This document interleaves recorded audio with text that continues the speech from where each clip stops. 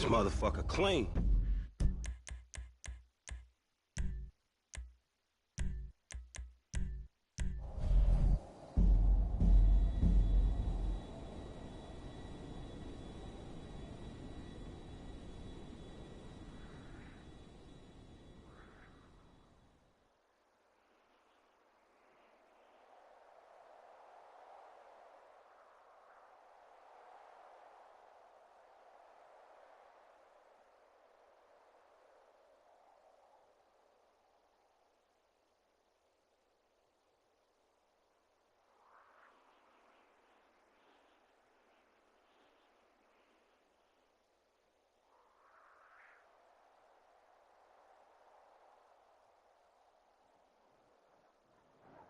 AA system engaged.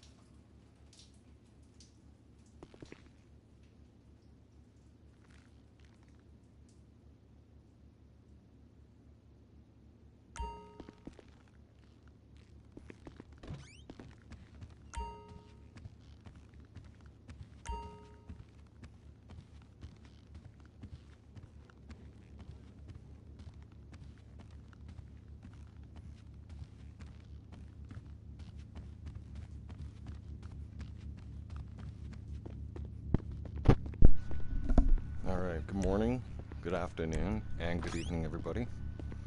How you doing? Bam Bam's back. Yep, I survived my 24-hour detox. Don't think that would happen again, though. No, definitely not. Yeah, that time, it was cutting it close that time. Yeah, I went through some nasty stuff in the last 24 hours. Well, from the last time, what was it, Sunday, 5 a.m.? Or just shortly before 5 a.m. is when I had my last drink. And for those of you who don't know anything about detox, I'll give you a short breakdown. See, I was drinking for prolonged long periods of time, which means days on end, sometimes even weeks, and excessive amounts. So when you stop that process, like when you stop giving in your body alcohol like that, you go through what's called detox and withdrawal. And it can get intense. Yeah. Like I've said before, and I'll say it again. For those of you who are like doing a detox the way I did, or you're thinking a detox, great, that's awesome. Getting sober is probably the best thing that will ever happen to you in your life. Just when you decide to do it, if you're not the average drinker, if you were a heavy drinker or whatnot, then I would highly recommend either doing it at a detox center. Hi there. Okay, or having somebody monitor you for those 24-hour period, because you will go through energy spurts and where you don't have energy, your body sometimes will have seizures and go into shock. You'll be in the sweats and you won't be able to sleep. When you do try to get a nap, it's weird dreams. There should be at least 3 more Second Amendments. You'll end up having a dream of alcohol and you can taste it. Okay? Yeah. And it's your body telling you that, like, because all it would take is probably a couple sips or even a half a drink, maybe even a full drink, to completely stop those all those symptoms, right? But the important thing is, going through detox is once you're through that stage, once you're through that 24 hours period, the intensity of it comes down drastically. Right? See, when I was starting to explain this stuff to you guys yesterday, around the 6-hour mark, it starts creeping up on you and getting intense, and then you can't even look at a screen. Everything starts irritating you. All of a sudden, your temperature elevates, your heart rate increases, and you want to lie down. Like, it starts getting scary. Like, you won't be able to function properly, is what I'm trying to tell you. Like, it'll creep up on you, and that's it. Right? but it's awesome. I mean, this is my 5th time getting on this, like 5th time going through detox. Getting sober, this is actually going to be my third 3 times a charm, right? But this would be my 3rd solid time. Right? I wouldn't classify recently as, because I had my 5 detoxes since February, right? And I started to realize too that it was getting to the point where I could put down 15 and then I'd want more, so there is no self-control whatsoever there, right? And that's when you know you have a problem too. And constantly, you know how most of anybody could buy alcohol and be like, well, I'm not going to be worried about it because it's in the fridge, and you know, they don't keep track, they don't keep. Me, I would start drinking and I would keep track. Like I'd be concerned as soon as there'd be like 10 left. I'd start getting worried. I'm like, oh crap, right? I'm running out of beer too fast. I'm drinking too much. Quick, like, what am I gonna do? I need more. When I started realizing that about myself too, I analyzed things, and I'm like thinking to myself, man, I don't think, like, I had a bad feeling, and you will get feelings about your body, and I started to get a bad feeling that, like, I'm not gonna make it through this one anymore. Like, one of these times I'm just not gonna get lucky anymore. One of these times I'm gonna end up waking up in the hospital on a breathing tube, for sure. Because that's what it's gonna come down to, right? Because I was like analyzing that for the longest period of time. Mustafa, hello, what's going on? It makes you realize, it opens your eyes, and you're just like, wow, right? And I look at a lot of the people I follow on YouTube, who I look up to, right? Who have been successful in life, and some of them have gone through this, right? They've gone through sobriety and everything else. Like, they were alcoholics themselves, and they went and they detoxed and they cleaned themselves up, and most of them have 5+ years sober. And it's just like, well, and mostly it is I look up to those people. I think to myself, like, hey, they're doing it, they did it, I can. I have been there, right? I had 8 months under my belt once. I had an 8-month stretch, and then I had a relapse, and then that relapse ended up lasting like 2 years. Yeah, 2.5 years. Like, that's how quick you can relapse. It's fast. Like, that's how easy it is. For someone like me, I can't even touch that one. Oh yeah, as YouTubers, we definitely do. And the fact is I'm gonna be able to do a lot more with my channel now in a sober mindset. Right? That's gonna be I decided that I'm gonna put all that energy that I used to put into drinking. I'm gonna put all that energy into, you know, working on the channel, working on the show, working on other things for the channel, and growing the channel onto other platforms like Rumble. Right? Damn it. But not so much on other social media platforms, but at the same time, I'm going to dive deep into it, and that I believe is going to be my thing, and educating people on what it's like to go through alcoholism and being an alcoholic, and then going through the detox and being on a sober journey, right? And getting sober. Because recovery's not easy. Absolutely not. Right? I've been there, done it before. Like, and each time I tried to trick myself into thinking, like, hey, I can have just one drink. I've gone for a while now sober, and, you know, I'll be able to have control over it. I'll be fine. Right? And I would always set a number down. Okay, I'm done with this. For now. I would always set a number for myself, okay? Which was interesting. Because I was still lying to myself, going like, like, I'm not realizing that there is no self-control, and I'm trying to trick myself into thinking like, after all these years, man, you can turn around and just have one, two, or three. No, you can't. It doesn't work like that with me. Well, I'm not giving up this time. No. Like, I had 2 long, solid periods.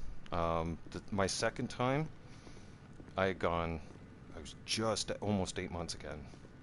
I was at like 7 months and 13 days. So I was doing great, right? And then I had a slide, okay? And my slide was this.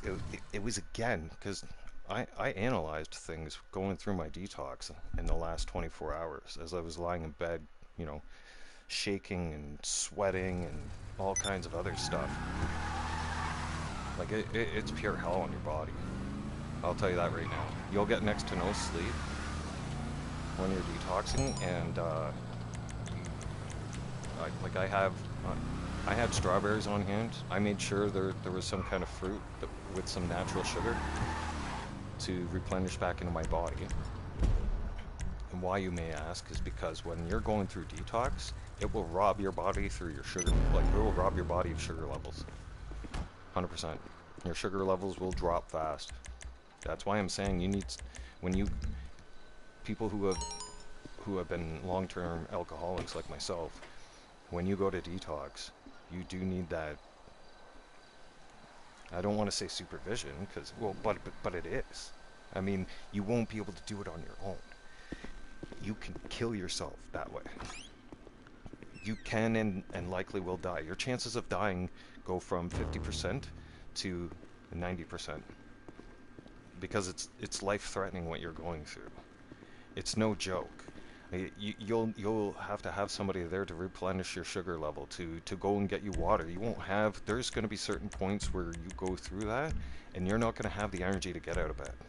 You won't be able to get out of bed. You won't be able to change yourself. You won't be able to, no. You won't be able to get yourself fresh towels, to change your towels, to wrap around your body for the sweat outbursts. You've been treating yourself at the bike shop? You just won't have the energy to even get up and go to the bathroom. You'll need help for everything between hours, like your most intense hours end up happening between hours 10, like 10 hours into not having that drink, and then from there right up to hour 20.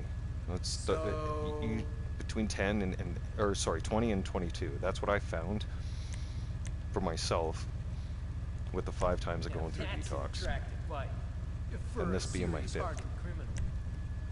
So, and I also too quick with these guys, you'll go over your I also did a lot of prayer with God and listening to prayer going through this detox, and that is hot, if I do say so myself. I ended up coming to getting that feeling in my mind, like this has to be done this time, and we have to go full throttle, and there's no going back. There's no ever going to a liquor store ever again. There's no ever going to a bar. Don't even. There you go. It's just gone out of our life. Don't need it ever again. Like, it's not gonna get another chance like this. That's the thing. I've realized that now, and I'm just gonna surround myself with a bunch of positives. I was working in the right direction too. I took all the negative stuff out of my life. And unfortunately, that included people that I had known for a very, very, very, very long time. Right? But I mean, I need to do it for me. Like, that's the bottom line. I can't surround myself with anybody that's not on that level, because if I was to insert myself back into that environment again, or around those types of people again, then it's going to end up making me slide, eventually, sooner than later, because it would only be a ticking time bomb. It would, like a matter of time. It's not if it would happen, it's when it's going to happen. That's the thing, right? Do all the and I just also came to terms with myself, like, listen, man, you have to understand you're an alcoholic. Like, you're owning that label now. Like, that's something you have to come to terms with, that's ours. Like, we got this. But at the same time, there's sobriety, and there's a road to recovery, right? And you can jump on that road to recovery. We've been on that pathway before, and the fact that I want to be on it again just shows how strong I want to be, right? Because I'll be very blunt with all of you and straightforward. I am sick of drinking. I don't enjoy it. As soon as I crack that first beer, I automatically feel guilty with myself. That's how I was feeling on Saturday.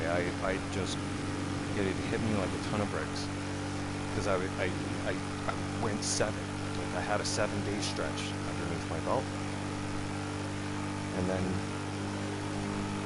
again I used the excuse when I was watching NHL hockey playoffs. My hockey team was in the playoffs, and it went all the way to Game 7. And I thought to myself, I'm going to treat myself, okay, I've had the 7 days sober, right? It may be the last hockey game I get to see until October. So I tried to tell myself, like, hey, like, we got this. This is going to be just fine. We're not going to drink tomorrow. But that didn't happen, did it? No. Hell no. I mean, the slide happened all over. It was like I went through a stretch of like 6 days straight. And then I had like a day off, 2 days off, and then went right back into another 5-day slide. And on Saturday, I felt extremely guilty about it. I looked at the drinking, and that's it. And that's why I decided to open up and talk about it, and get real with you guys about it. Just open up and admit everything, and just own it, and admit, you know, it's been a huge problem in my life for 20 years. It has owned my life for 20 years. It's time for me to take my life back.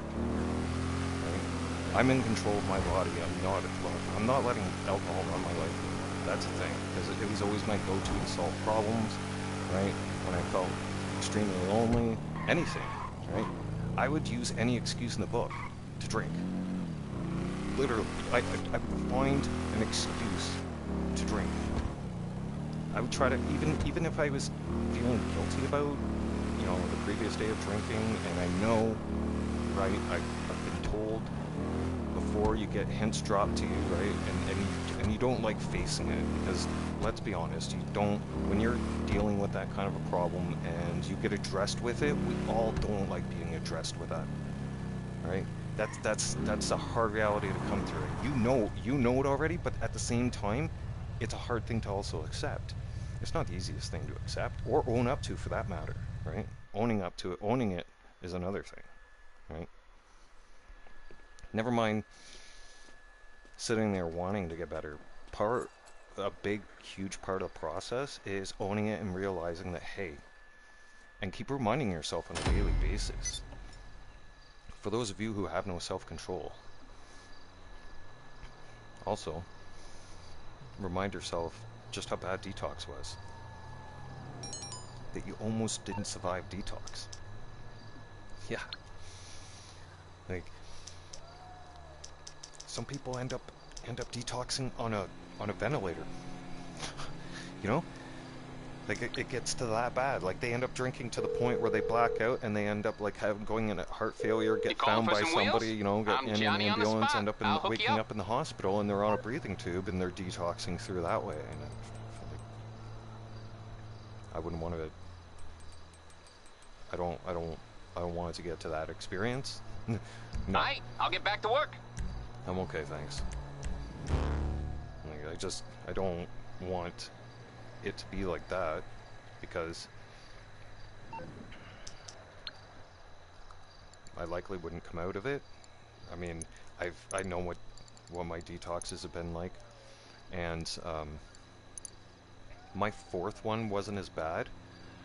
My very first one was the worst I have ever had, and then I'd have to say yesterday's was right there up with my first.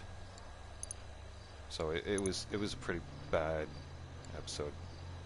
Yeah, that's why I took my time to coming back and jumping online this morning and giving you guys the, you know, the 411 of what's going on with it, because I know all of you, when I left yesterday, I told you guys I had to go lie down, right? And I sent you guys, or I put a video online last night that I'd I'd remembered from before.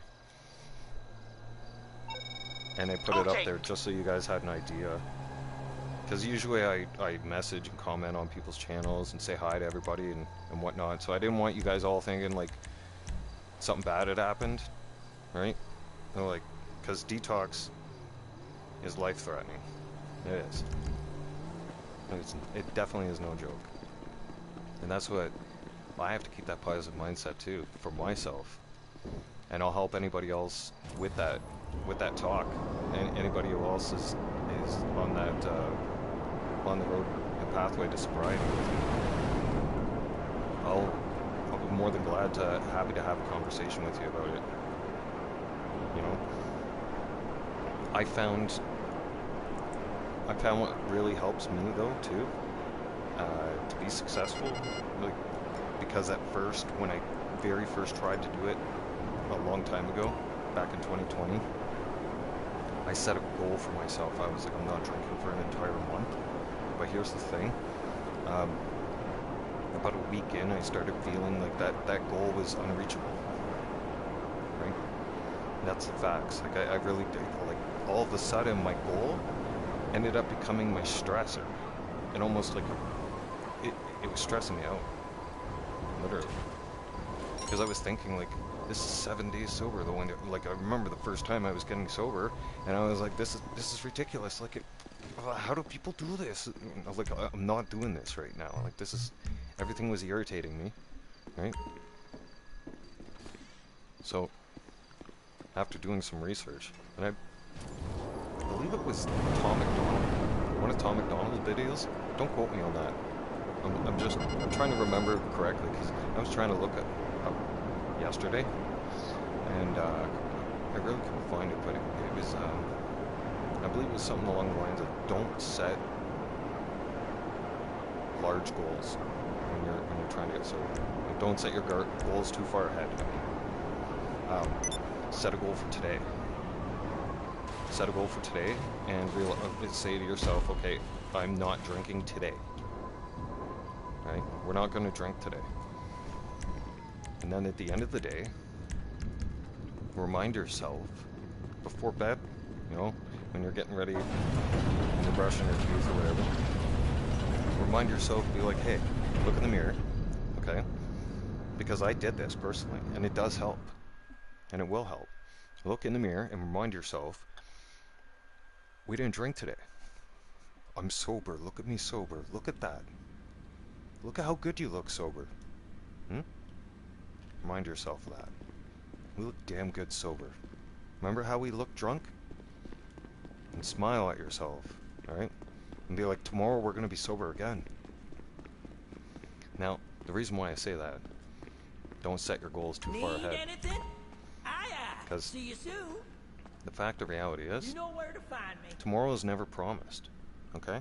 So focus on today. Coffee helps as well. Yeah. Focus on today. Just keep your positive mindset on today. Don't worry about tomorrow. Okay? Just keep focused. Keep task oriented. What'll really help you too is develop a routine. Okay? And that will be very helpful for you. It will give you some sense of structure as well. And it'll give you tasks to complete. And you, believe me or not, but, because if it sounds crazy now, but once you do start organizing your own little tasks to have done in a day, and have yourself structured like that, you are going to feel like you like a sense of accomplishment. Okay? And always start off in the morning by making your bed. I forget which admiral did a speech on that. I forget his name now. But that's what gave me that motivation when my second time getting sober was listening to motivational speeches and whatnot, and listening into those motivational speeches. Build yourself a routine. Start by making your bed. If you make your bed and you complete that very first task, okay, of the day, that's going to give you initiative to complete another task. and then another, and another, and another. All right? And sooner or later, you're going to just develop that routine. You're going to be up at a certain time every day. You're going to end up, the first thing you'll end up doing is probably going to the washroom or something, and then you'll come back and make your bed. And start your day, get your coffee, have your shower. You'll end up, sooner or later, you're making that bed will be a priority for you to do first thing in the morning, right? Then you can go ahead and start making your tasks accomplishment. Instead of, if you were one of those people that say, let's say you ordered fast food or you ate cereal for breakfast, okay, try cooking breakfast now instead. Try learning how to cook breakfast if you don't know how to cook breakfast. Like learn how to cook bacon and eggs, sausages, whatever, right? Omelets. Get the kitchen fired up, right? Get involved in the kitchen. Why? It'll keep you busy. It'll keep your mind off of it. I'm telling you. Especially for us going through detox and on the road for recovery, we're going to be thinking about alcohol non-stop pretty much for the next year. Okay? No joke. So, one of the key important factors is keeping your mind busy as well by having that structure and routine. Having that structure and routine will give you a chance, an actual great fighting chance at this. A better fighting chance at it, right? Plus, you're going to feel better. You will, and you're going to develop better skills for yourself for going ahead in life. It's going to be awesome. Okay, expect law enforcement to get in the way on this sale, but hopefully the phantom wedge we're lending you will get them out of it. Stick to the route, stop for nothing, make the drop. This is one of my favorite sales. Nice. And another thing, get your exercise in. You don't have to go to the gym, but you can exercise at home. Get yourself an exercise routine going down. Right? Watch some different exercise videos, shake it up every other day. Get a routine in. Start off doing it if you've never exercised a day in your life, or if you're not that healthy and in shape right now. If you don't think so, and you need to gradually work yourself into it, well, start off by doing it on Monday, Wednesdays, and Fridays. That way you have the weekend off, your body has the weekend to get muscles, chill out, develop, whatever. Right? And then go right back at her again on Monday. Right? Another thing you might want to do that I also found helpful. Get on the internet, get on YouTube, and if you're curious about building something, you ever wonder how something works, dive into it, learn. Try to learn something new every day. I mean every day. I was mainly a self-educated person, right? I already seen what high schools and what schools were turning into and what kind of agenda they were pushing. Far back a long time ago. That's why I got out of there and went to the transportation industry and said the hell with it. Now you can look at our school systems, they're a mess, look at the protests going on, etc., right? All these years I educated myself, including when I was younger. You could find me in the library. Steve Rocks is here.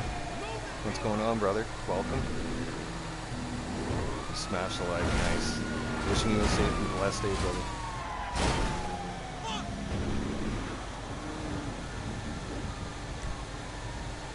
I mean,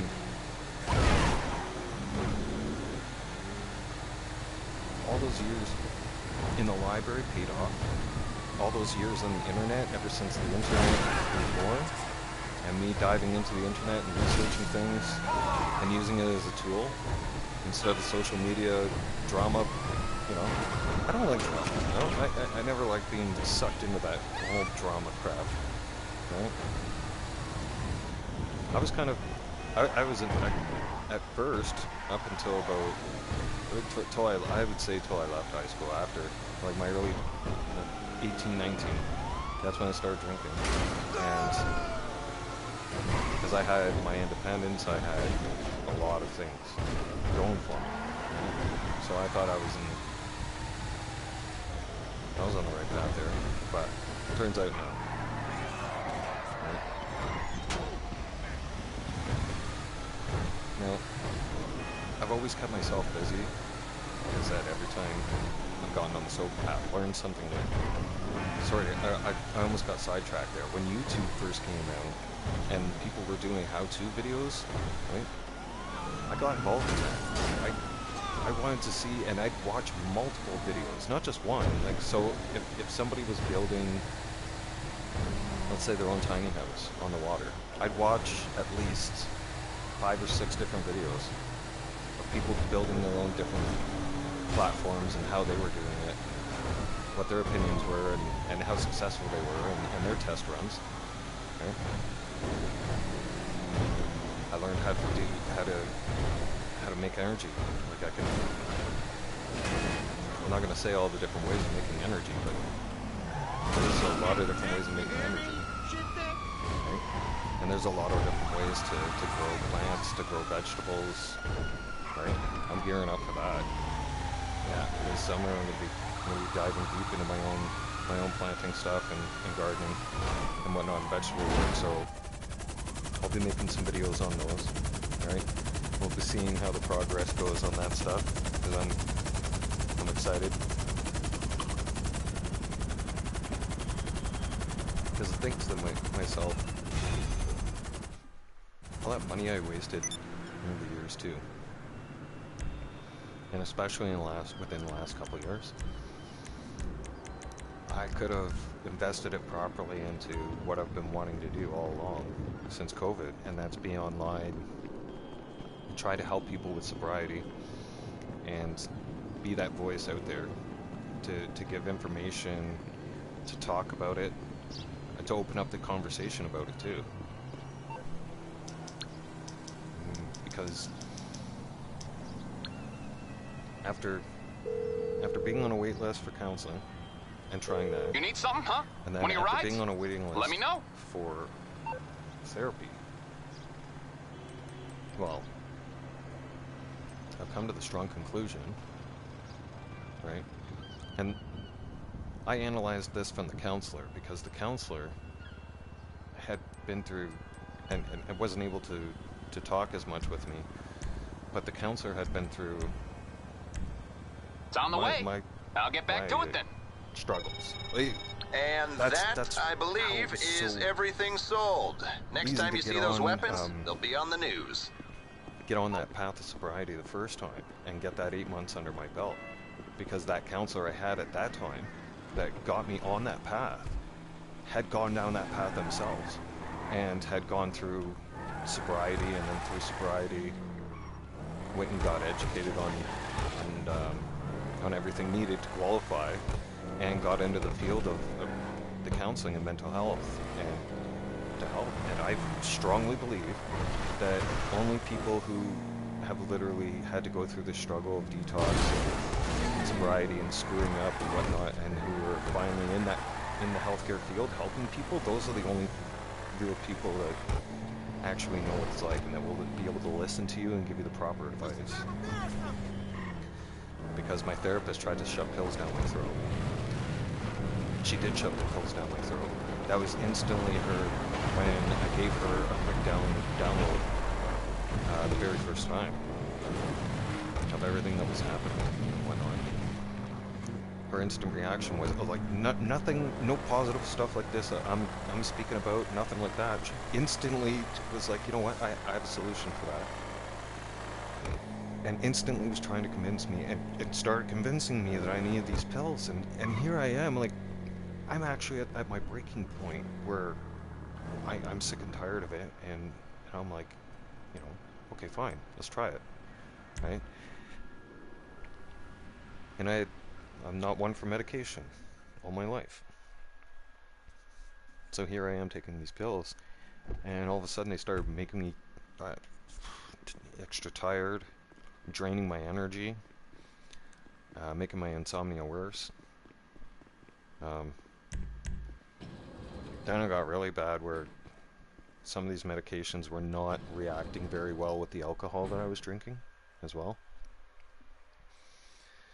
And then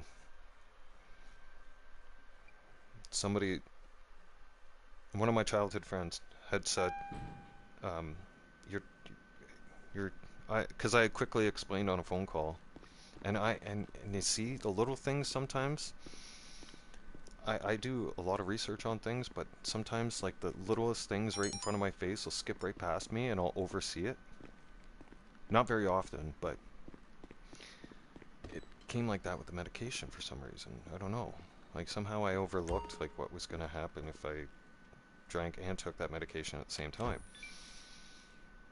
It was extremely scary results. I had realized that basically all this time, for the last 3 weeks, I was basically playing Russian roulette with my life. I didn't know that. Oh, it got so scary. And this is in February when I realized this, and I realized, uh-oh, I cannot take this medication and drink at the same time. And I have to, I had to make a choice and get off the alcohol and get off the medication altogether. Because if I kept taking both, it was only a matter of time before I went to sleep and it didn't come back. Right? That's reality, you know.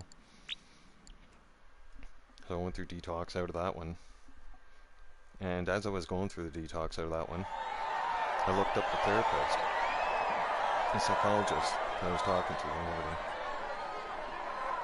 Turns out there was some, you know how like there's some nice reviews that you can basically look at and you're like, okay, that looks like you said way too many positive things about somebody. You know, almost like you're promoting to kiss their ass, right? And trying to put them up on a pedestal. And then as you get reading more and more down the list of more reviews of patients who have had her under their care, the more and more there was guys more and more that was saying all the similar stuff that I just told you guys. One guy turned around and said he had never had medications in his life, and she had put him on medications, and he was taking them for a year, and he was on so many different medications that his body actually started going through withdrawals if he didn't take certain medications. Like his body would crave it to the point where it'd make him sick if he didn't take those pills. And he didn't want to take those pills. So I'm like, man, oh, I felt so stupid. I'm like, how did I overlook something like this, right? Because I turned around and I let my guard down thinking, I've tried everything else, right? But the thing is I wasn't owning it, right? And like I said, it hasn't been up until recently. And it feels great too. As soon as you own it and as soon as you realize it and what you got to do to fix the problem and own the problem and take control of the problem, then once you're in control, it's an awesome feeling, right? You feel like you got the bull by the horns and you're off to the races now, right? There's nothing stop me. No. The only thing that could stop me is me hurting myself, literally, and letting myself down. Okay? That's key. Because I really don't want to let myself down. I know I'm a very strong person and I can be very successful, especially if I put my mind to it. And alcohol is not going to allow me to go down that path. That's the thing. And some of you will say, oh, well, I like alcohol and alcohol's not so bad and I can manage my alcohol. Okay, that's fine. Perfect. Congratulations. I'm proud of you. That sounds like great news. But the thing is, there's other human beings out there that unfortunately there's a chemical imbalance in our brain that doesn't allow us to have any kind of control when it comes to alcohol. Like we're the type of people that don't know where the stop button is. We drink to the point of passing out. We drink to sleep. We drink to function. Right? Or used to, anyways. Me, not so much anymore. Right? Lately, since February, I've had these periods that I've gone through to wean myself off. Right? Because you gotta remember, I used to go drink, not go drinking, but I used to have drinking every single day up until February, and then from February I turned around and I started weaning myself off it. I went from going 7 days to 5 days, from 5 days to 4 days, from 4 days to 2 days, okay? And then from 2 days, I went to no days. And I had a stretch and then failed with the hockey game. And then I was back on it again. And then I was like, oh, I'll just have a... I went another 7 days, 7 or 8 days. And like I said, I tried to lie to myself again. And I tried to convince myself, I'm like, you know, it's nice weather outside, it's a beautiful day, you know? We can fire out the barbecue and crack some cold ones, rock some hockey. Yeah, no. Because that just put me on a slide. Next thing you know, I'm drinking the next day, and the next day, and the next day, and the next day. Right? So, people like me who have to struggle with that, I'm gonna give you the facts, and you may or may not like hearing it, but this is the dirty facts. This is details. Hey, you can't have one.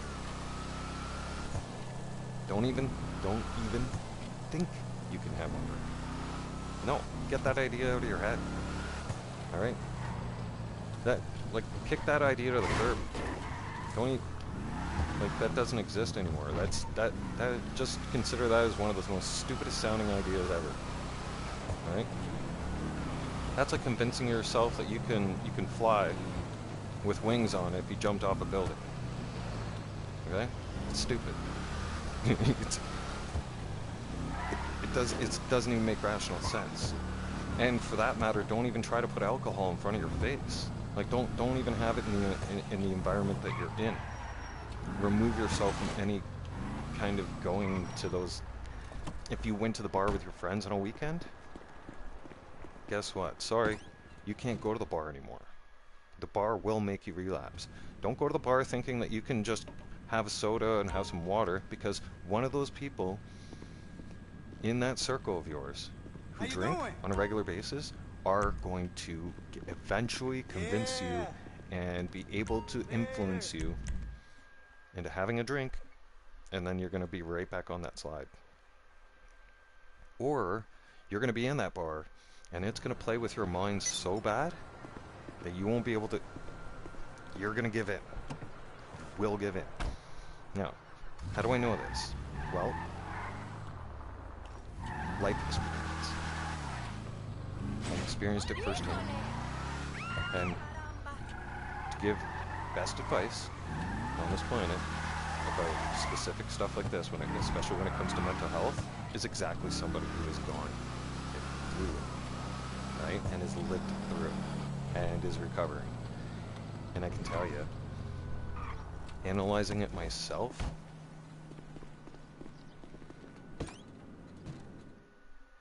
as soon as I remove myself from those places and remove those people out of my life who are constantly drinking, like I'll be fine and friends with somebody who drinks once in a while. I don't care. But if you're a full-fledged alcoholic and you're a drunk all the time and you're constantly drinking and partying and all that shit, I want no part of you. Like I really want. Sure. I don't want to socialize with you unless you're getting on a sober path and you're on your road to recovery.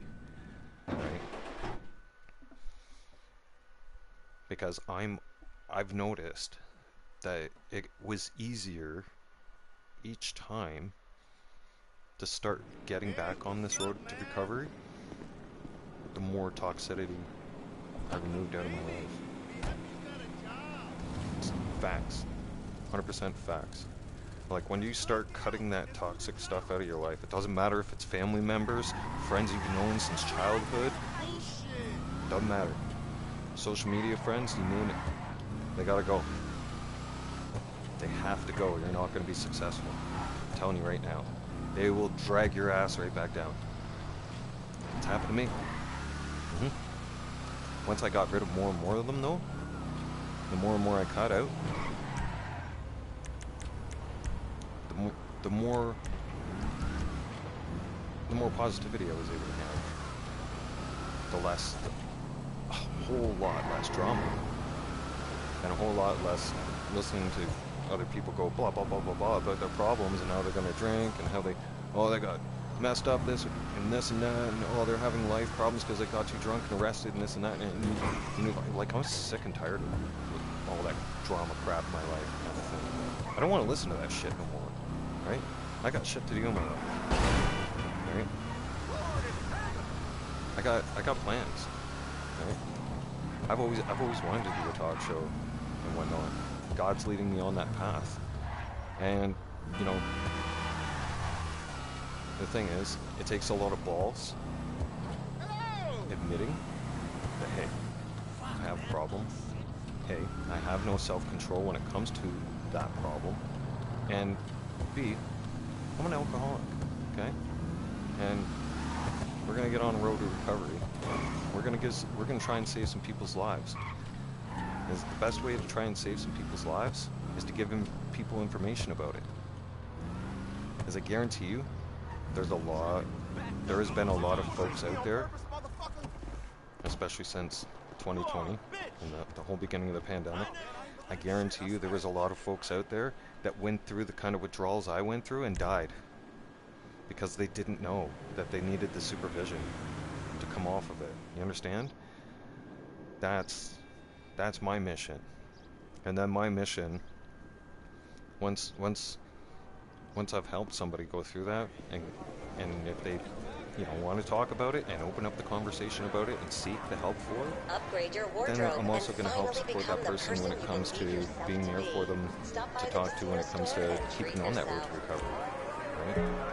And be able to give that person the proper mental support, or we can have a group discussion. I've got some ideas where we're all going to open up the discussion about it, because mental health is becoming a very, very serious thing, right? And a lot of us turned around when our lives got flipped upside down in 2020. A lot of us dived big time into alcohol. Now, I find it very alarming, almost, to the point where they told us to wear masks and whatnot and get vaccinated, and they locked us down and they closed everything else except for the liquor stores. Do you guys not know? The liquor stores and the grocery stores were still open. Remember? Why do you think that was? I mean, I'm not asking a sarcastic question. I'm asking a very serious question. Why do you think that was? Okay, I'll tell you why.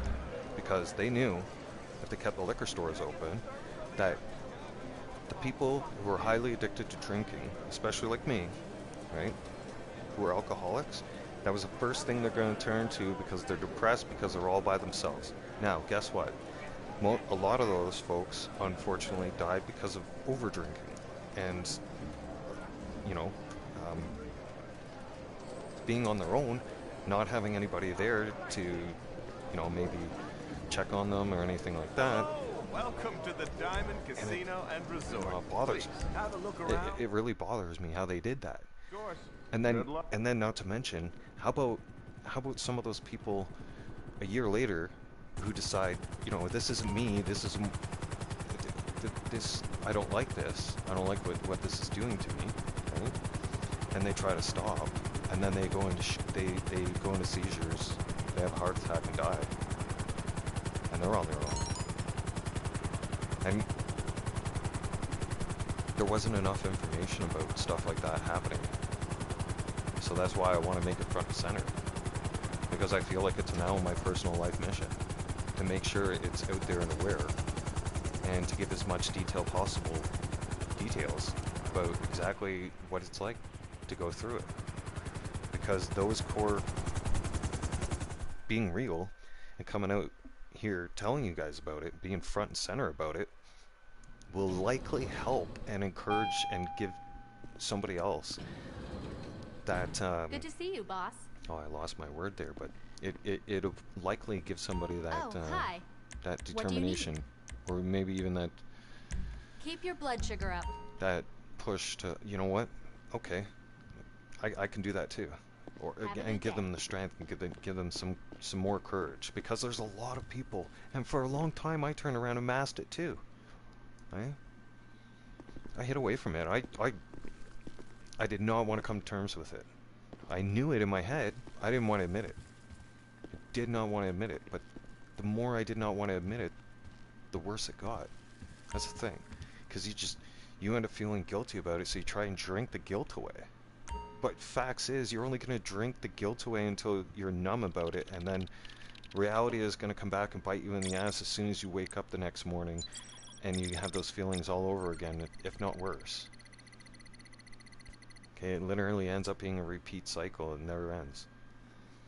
And if you think it will end, it won't.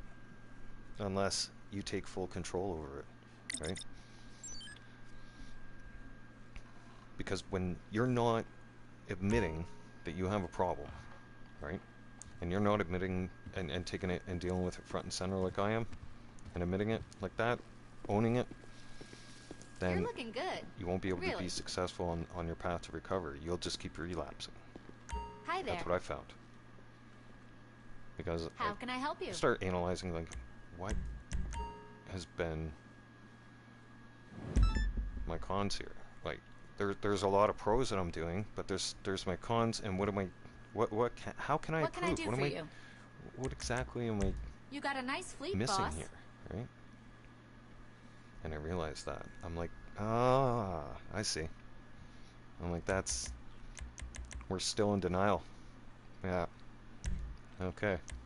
Well, we want to Your get better. personal vehicle's being We're gonna brought own up this now. one, right? And I said, and I thought to myself, what better way of owning it than to let my fans know, right? It'll give you guys a better understanding of my mood swings, right? I'm a much better person when I'm sober. I know that about myself too. You learn a lot about yourself becoming sober. Yeah. I'm an asshole when I'm drunk. Hey, Heffa, That's what's facts. up? We got that stuff all loaded up. I'm not a nice person. Well, I sort of am, but then I can become an asshole quick. I can't think straight. Well, I can, but it's just like, I have a clear mindset, obviously. Being sober.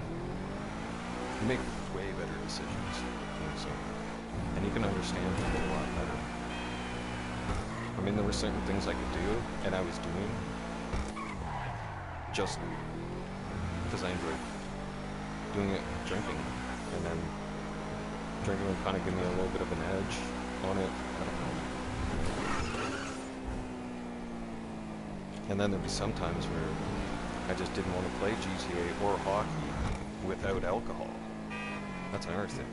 When you're using alcohol to enjoy what you normally would enjoy doing without alcohol, then you have to admit to yourself you have a problem, because that's the first step. Because as soon as you do it, man, that was a big weight off my shoulders, I'm telling you. It was like, I was carrying that around for 20 fucking years, guys. Sorry my language, right? I'm curbing on it. For 20 years, man. Can you imagine? 20 years I was carrying that around, that guilt, right? And I was constantly in denial for 20 years.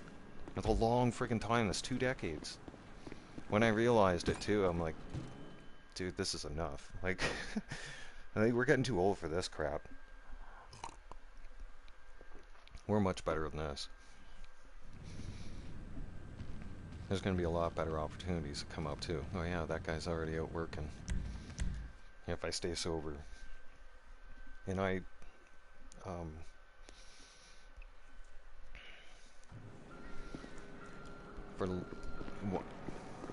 there was times where I wanted to admit it, right?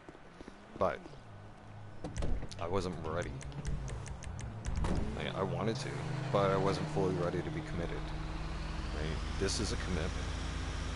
And you need to. Don't think about getting, if you think you're going to get in a relationship for the next year or anything like that, or go dating anybody or anything like that. Detox is a very serious thing. You get yourself together, get yourself clean and sober before you think about going out there and doing anything else. Work on yourself. That's my advice for you, because I did that for the 8-month stretch, right? And realized, like, I'm okay being by myself. It's fine. Right? And you work on yourself. Develop your routine. Right? Everybody's going to have a different routine. You don't have to follow mine. But if you'd like a starting point, I can give you guys starting points. Right? I ate healthy on a daily basis. Even when I was drinking, I still ate healthy. I still made sure I ate my fruits and vegetables. I took care of myself. I would drink a glass of lemon water every day. Okay? Every day. Sometimes twice a day. Just to flush out my system. Okay? I cook rice in a rice cooker on a daily basis. I fry garlic and caramelized onions with my fried rice. I have my eggs, bacon, steaks, normal stuff. I don't eat fast food. Get fast food out of your life too. Because here's the thing. What you need, boss? Some wheels? I can bring them round.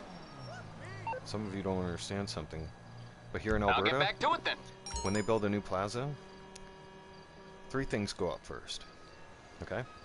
Fast food. Or, sorry, gas, liquor store, and then fast food. It always goes in that order. So, where can you find your favorite fast food? Well, it's going to be in the plaza where your liquor store is. When you look over at your liquor store, guess who's going to get tempted? Right? Or even when you're filling up on your gas on your vehicle and you look over and you see your liquor store and you're like, So guess what? You can't even go pump gas at a place where your liquor store is at. You can't even go back to your own the liquor stores you would ever gone to, right? You can never go back to ever again. I'm telling you, you can't. That was the best thing I did when I was on that 8-month stretch. Was there was certain stores that I had gone to, and I just stopped going around there. And then as soon as I started doing that, I stopped thinking about it so much. It got easier. You need something, huh? One of your rides? A lot less Let me know. tempting, that's for sure. Like, you feel better too, less stress. Okay? You won't have to stress out about it so much, because it is a very... Sometimes it's extremely stressful. Right? I'll bring it to you. Okay, I got stuff to do. I remember going through detox the very first time, and it was horrible. After a few days, I thought, oh, I feel better, right? I go drink again. Right? Don't do that. Right? Stay away from it. Stay away from it.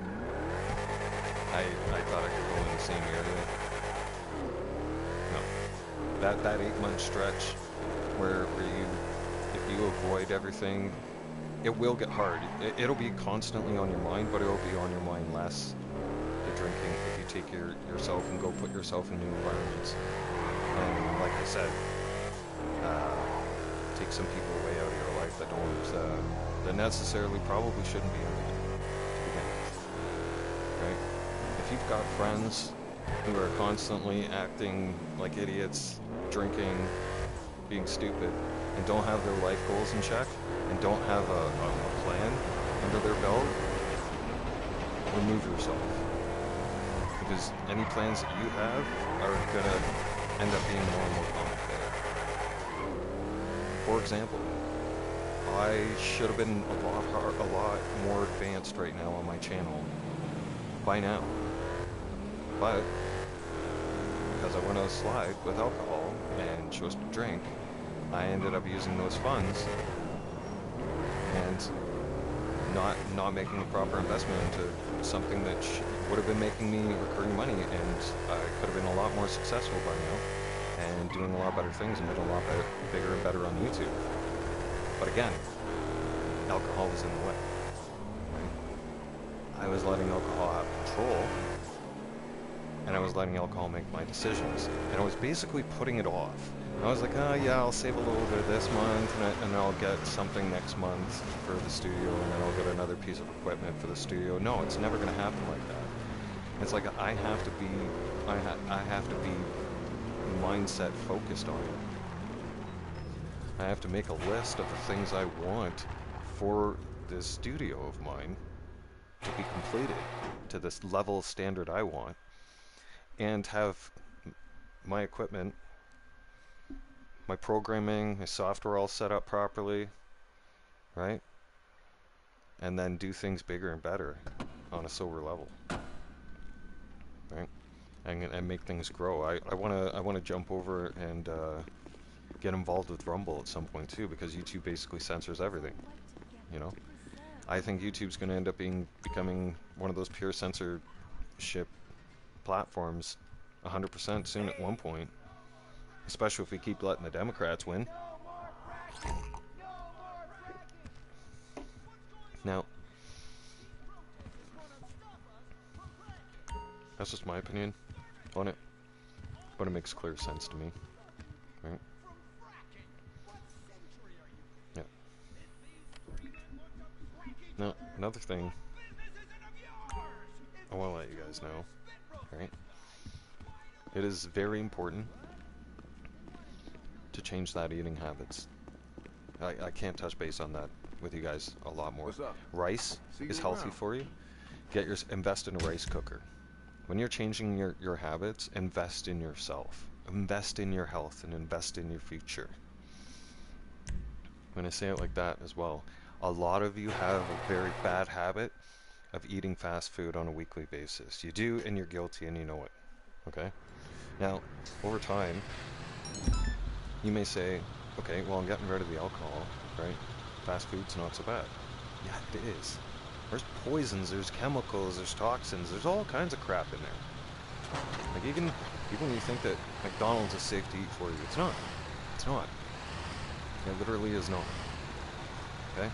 Doesn't matter how much a corporation turns around and says that their food is safe for you, it's not. Health-wise, it's not. It is a lot more healthier to eat at home. Cheaper too. Much cheaper. You're complaining about your groceries being sky high because you don't eat at home.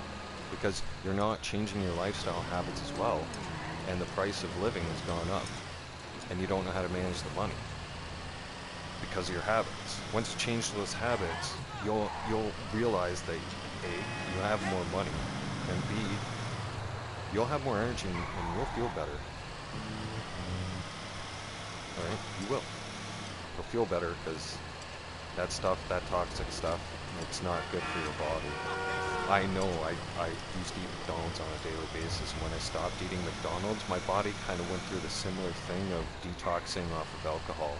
My body freaked out. I couldn't get out of bed for an entire day. The next day was not so bad, but the first day I couldn't get out of bed. I was sweats and all kinds of stuff. It was hell on my body. Pure hell. And that was from eating McDonald's every single day, and I was doing that for almost 2 years straight. As I was driving truck, I didn't have time for nothing. I squeezed in McDonald's into my day because I didn't have time for anything else. I didn't make time for anything else. I didn't prioritize myself like that. I just went off of everything being convenient. Okay? And then guess what?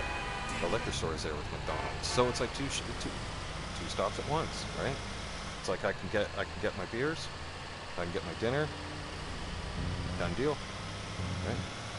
Don't have to cook tonight. Now, eventually you're going to have health problems, because not only are you drinking, you're eating the fast food, but if you cut the fast food out, or the drinking and the fast food, you focus on at home, this is what you can do. The smartest thing you could ever do is get yourself a rice cooker. Okay? Invest in one. You can get a cheap one. You can get a small one, 20 bucks. Medium-sized one, 30 bucks. Right? I go medium-sized because probably it's just going to be the extra 10 bucks. And it'll last longer than the little guy. Right? A little rice cooker's cool for the absolute single person, but if you got one or two, or if you're one of those people that do like eating rice, I'd get a medium-sized one. Then you buy yourself a sack of rice. Not those little packages in the grocery store shelf. No. Almost here? Okay, you buy yourself a big sack of rice. Okay? Spend the $30 on a sack of rice. Because if you're a single person, that sack of rice will last you at least a good 3 months. Maybe longer. Depending on how much. I make 2 cups of rice every day. Okay? And that rice will last me sometimes the whole day. Or it'll last me the whole day, and then I'll have a little bit of rice left over to fry up the next morning for breakfast. Right? And I can do like fried rice with egg, fried rice with sausage. Fried rice goes with pretty much anything as well. Okay? Now, another smart investment would be non-stick cookware, frying pans. Okay? Get a vegetable steamer. Steam your vegetables. Don't boil them, steam them. Much healthier for you. Tastes better too. A lot better. Right? They taste delicious that way.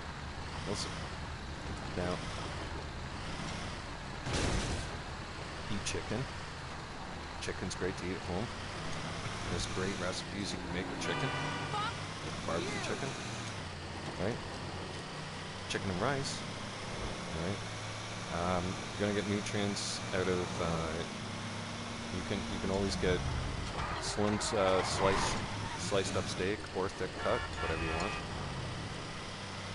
Bacon's healthy to eat. A little bit of nuts. It's good for the body. I've been eating bacon for, well, since I was in diapers. Eggs are good to have in your diet. Okay. You don't need gluten-free bread and that other. No. You don't need any of that. Right? And you don't need to make a salad that has no taste to it either. No. I go full out when I make a salad. Cucumbers in there, onions in there, garlic's in there, cheese is in there, tomato. I chop up carrots. Yeah. And then I fry up chicken, and then I strip the chicken off the bone, and cut it all up, throw it in the salad. Boom. And you do that, and you make a big salad like that, that salad will last you for a good 2 days. In a big salad bowl like that, yeah. Cover it up properly and put it in the fridge. Simple as that. Don't mix all the ingredients, don't mix your tomatoes into the salad all at once, no. Because there's certain ingredients in there that'll just make the salad go soggy. Okay? But there's a few ingredients you can keep separate out of that bowl. And then mix in when you need to. Don't ever put the dressing in and then leave it in the fridge for 2 days. It will get gross. I've done that, right? And there's healthier ways to eating. Eventually, get yourself an air fryer, but get a good one. Right? Get one that has the 3 shelves. Okay? Because that one is it's not so cheap. Mine personally, it cost me $200. And I bought this a long time ago. But I mean, it was one that had the air fryer basket, the rotating basket, and it has the rotating spit. It has the 3 trays, or 4 trays, actually, because it also has a baking tray. But it's basically like having a miniature oven, and it doesn't take a lot of electricity. So for those of you who you haven't noticed already, our hydro bills have gone through the roof, all of us, right? Things have gotten more expensive. One investment to make into that, and to keeping that, if you're one of those people who love putting things in a bigger oven, it takes a heck of a lot less energy. Plus you can make smaller meal portion sizes. Right? You can start making meal prep. I do that. You can go to the dollar store, you can get yourself those little aluminum square dishes for single size, right? And you got nothing to do on a Saturday or a Sunday, meal prep for the week. Get in the kitchen and meal prep for the week. Save time. That way when you come home from work, all you have to do is cook fresh rice. Fresh rice is done in 20 minutes. Because when you come home from work, come home from wherever, you're gonna get changed, you're gonna get dressed, whatever, have a shower, whatever you do when you get home. Cooking rice is like, it's easy. It's like you can throw on rice and throw on the rice cooker and then leave it alone in the shower. And you can toss 2 eggs in there if you want. Right? Then you got boiled eggs. That rice cooker will save your life. And then plus if you meal prepped, guess what? You just open the freezer, right? And you grab one of those dishes, one of those aluminum foil dishes that you've made. And I'm talking like the little tiny ones, because that's all you'll need, especially with the rice. Almost and made lasagna. Guess what? Then you've got, I don't know how many, 5 or 6 lasagnas. Then you've got options. You know what I mean? And you can sit there and be like, oh, I've got shredded pork. I've got already done chicken. Right? Meal prepping is awesome. I mean, I could go on about, and then you just label it with a marker. That's what I do. And you can meal prep, and you could do your own meals, make them and freeze them. The amount of cooking you could spend an entire day doing meal prep, instead of watching that Netflix that you usually watch. And maybe you could put that Netflix, say, on your laptop and put it on your counter while you're in the kitchen. Or you can learn how to do some meal prep videos, and you can learn other ways of doing meal prep, right? And other ideas that other people have come up with, not just me. It's fantastic. It's very healthy for you. Plus, you can reuse those aluminum foils, right? Those little dishes, right? They have the little lids there, right there at the dollar store, or even Canadian Tire, whatever stores you use and go to, right? Well, one of the cheaper, easier stores to get them at is like your closest dollar store or whatever, or even check the grocery department, right? Usually the spice area might have, or usually you'll have it, and where you find utensils, whatnot, you'll see a bunch of aluminum foil trays, but definitely buy them. They're a good investment, or buy a hard plastic that you can put into the freezer and it'll stay frozen. Because the thing is, all you'd have to do is fire on the air fryer. So for the 15 to 20 minutes that it would take to cook your dinner, that you put it on one tray in the middle and hit 400 and let it cook for 15 minutes. And you got the rice cooking as well. Look at how easy that is, right? You've saved yourself so much time. Now you have time, now you have less dishes, right? And you have more free time to do something else. Because a lot of people, myself included, the biggest inconvenience after working all day is the thought of, shit, I have to go home and make dinner. What the hell am I going to make for dinner? You do, and we're all guilty of that. That does set in at the end of your mindset, right? It pops in your mind, and like you can't help but avoid that. For some of you who don't have the meal prepping under your belt, that's always been and that drains you right there. Just the thought of it will haunt your brain all the way until you get home, and then when you get home, you're gonna end up, on the way home, I guarantee you're gonna be like, you know what, the hell with it, I'm just gonna get fast food. And you end up seeing a spot on the way home, and you're like, okay, Subway, done, right? And it's like, okay, I see Subway, I'm gonna go get a sandwich, whatever. And you avoid it, you put it off. And it happens to the best of us, including me. It'll change your life when you start cooking at home and doing meal prep. Oh man. And you're proud of yourself, and like, the possibilities are endless. I've got all kinds of different cooking utensils or cooking machines now for around the kitchen. My own bread maker, you name it. Yeah. And I invested into a bunch of these things, and even my cast iron set, and I've barely used them in the last 2 years. You know why? Because alcohol got in the way of it. I slowly built up everything I wanted in the kitchen, and then I started realizing I'm not even really using all these things to their full potentials, because drinking was getting in the way of that as well. Drinking was robbing me of my time. Okay?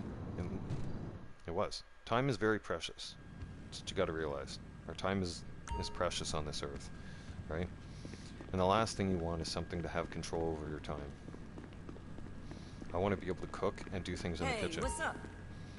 I enjoy that. I enjoy cooking. The smells are awesome. It's great. It's always constantly learning new experience. Right? And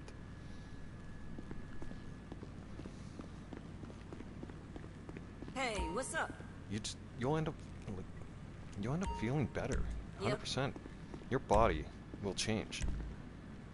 My body used to feel like absolute crap, and I always felt tired, always felt exhausted, every single day. And as soon as I cut McDonald's out of my diet, improvement. And it wasn't until 2015 that I really developed into the rice. That I really made that change over to rice. Then all of a sudden I love rice. I need You to calling have my for some rice every wheels? day. I'm Johnny on the spot. Yeah. I'll hook you up. I'll have potatoes once in a while. I'll have pasta once in a while, but I'm not really big on that personally. I'm always on the rice. Rice is. I'm always eating rice. Right? Rice is my go-to. Even rice is good for a snack. It's good for a healthy snack. You can go to the rice cooker during the day and just, grab yourself a little bowl of rice. Okay. You have a microwave. Pop it in the microwave if you want, or fire on the stove for a second. Right? Fry up some rice. There you go. It's healthier for you than like going and crushing something at McDonald's. Okay. Or somewhere else that's not healthy for you, and you know damn well it's not. And just consider it to be garbage. That's how I look at it. It's coming at you. And I'll get back to work. For that matter, by the way, just to let you guys know. So I went an entire year and a half without McDonald's. A year, because I had treated myself on my birthday once and had it, and it made me sick. And then I thought, last year I did it again, right near my birthday. And I was passing by McDonald's, and I seen this. I was always a Big Mac person since I was a kid, right? After I graduated from the Happy Meal. So I seen this, at the time it was new, right? There was this Big Mac with chicken breast on it and bacon. I was like, are you kidding me right now? Wow, I gotta try this. I have to try this. This is like, that's gonna be epic. Tried it, eating it on the way home. Okay. Got halfway home. And not even halfway home. And the more I tried to swallow it down, the more all of a sudden, like, my body literally instantly just was like it wanted to come right back up. My first bite, 2 bites, it was okay. The third bite, and then try to put it down, it instantly there was a gag reflex. And like my body's like, what do you think? Put this poison in us all over again? I don't think so. Right? Your body will inject that stuff. Your body will be able to tell you, and you'll learn things about yourself, and you're like, whoa. Right? And that reaction, that instant reaction that comes out of your body, that'll scare you. That'll scare you straight. Right? And then I vowed to myself, I'm like, I'm never ever touching fast food again. Like it would definitely have to be a last resort to ever even try to think about touching that stuff ever again. You gotta remember, right? Some of you are spending like, what is it, 10 now for a McDonald's meal? Maybe between $10 and $15 with tax. And if you're one of those people that are going to McDonald's every single day, well, let's do the math. Your average, and that's just for one meal. That's not including your breakfast or whatever else you're spending there, right? So that's $15 on average in a day. And if you're one of those people that are going there 7 days a week like I was, you're forking out $105 to McDonald's just for one meal a day. This is, okay. I know the grocery prices are high, but it would be way healthier for you to invest that $105, and that's just your one meal. If you're one of those people who are getting the breakfast deal, let's say you go to the breakfast and you only spend $5 there. Okay, fine. 5 times 7, 35, right? Now, add 105. Okay, now you're spending $140 a week at McDonald's because of your McDonald's habit. And then some of you also, well, you need to buy groceries at home too, right? So on average, now hang on a second. Actually, before we continue, now if that's $140 a week, okay, times that by 4 weeks, because you're one of those people that likes to go to McDonald's, socialize with their friends, blah blah blah blah blah, and we're just averaging it at $140 a week. It could be more, and it likely is more with some of you.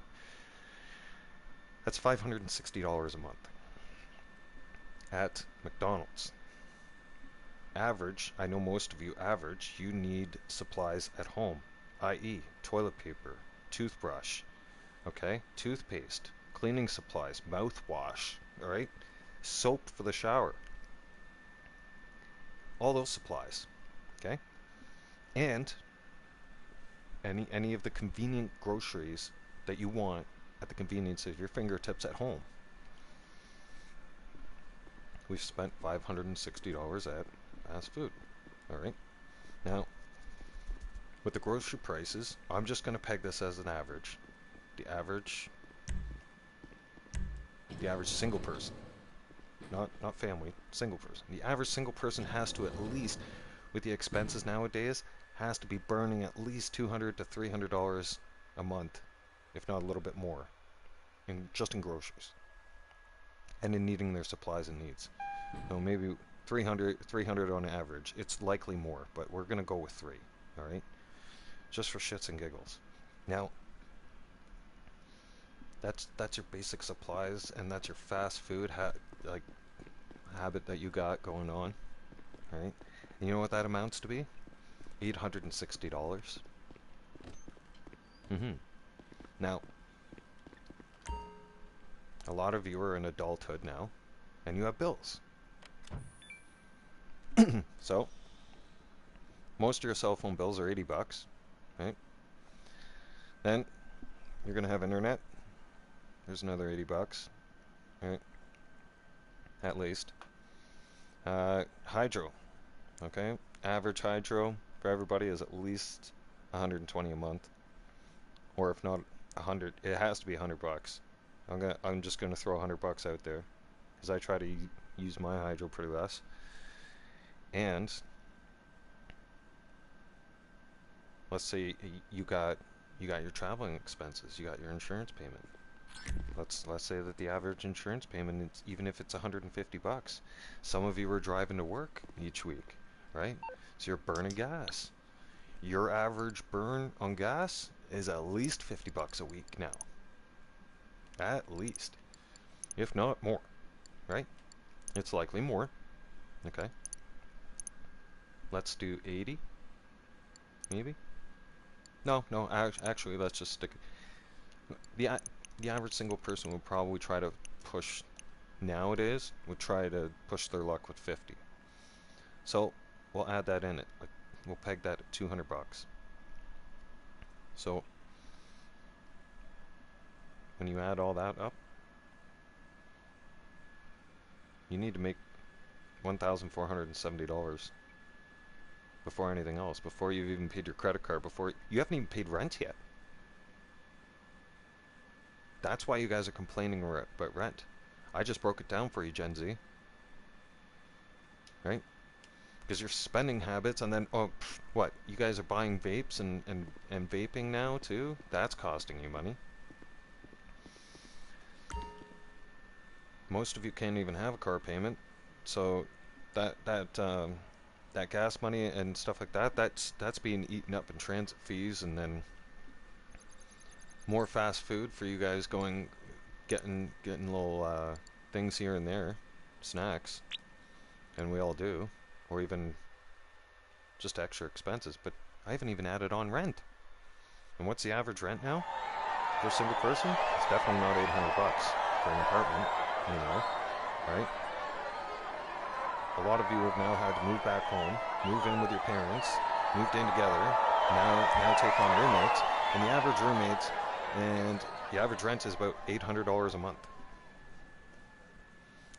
So, which means, ballpark, average, to support that kind of lifestyle, costs you $2,270. You haven't even started paying your credit cards yet. Right? that's the breakdown for you, Gen Z. Right? Now, I learned this breakdown because I always had constantly budget for alcohol. So I see a lot of you on YouTube sitting there crying and whining and complaining that there's all these bills and you don't make enough money to pay for it, and then you have all these unrealistic expectations for dating guys. And then you wonder why you're broke and single and looking. And man,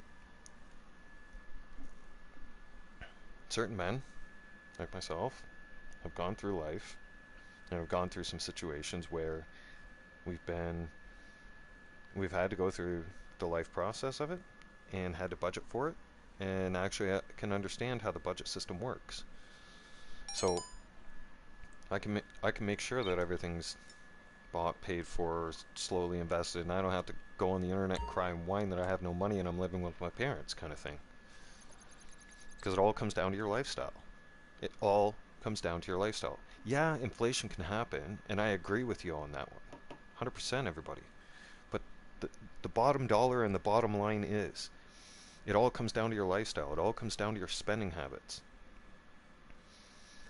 And when I added up all that stuff for you guys, that didn't even add up if you have a shopping habit on top of that.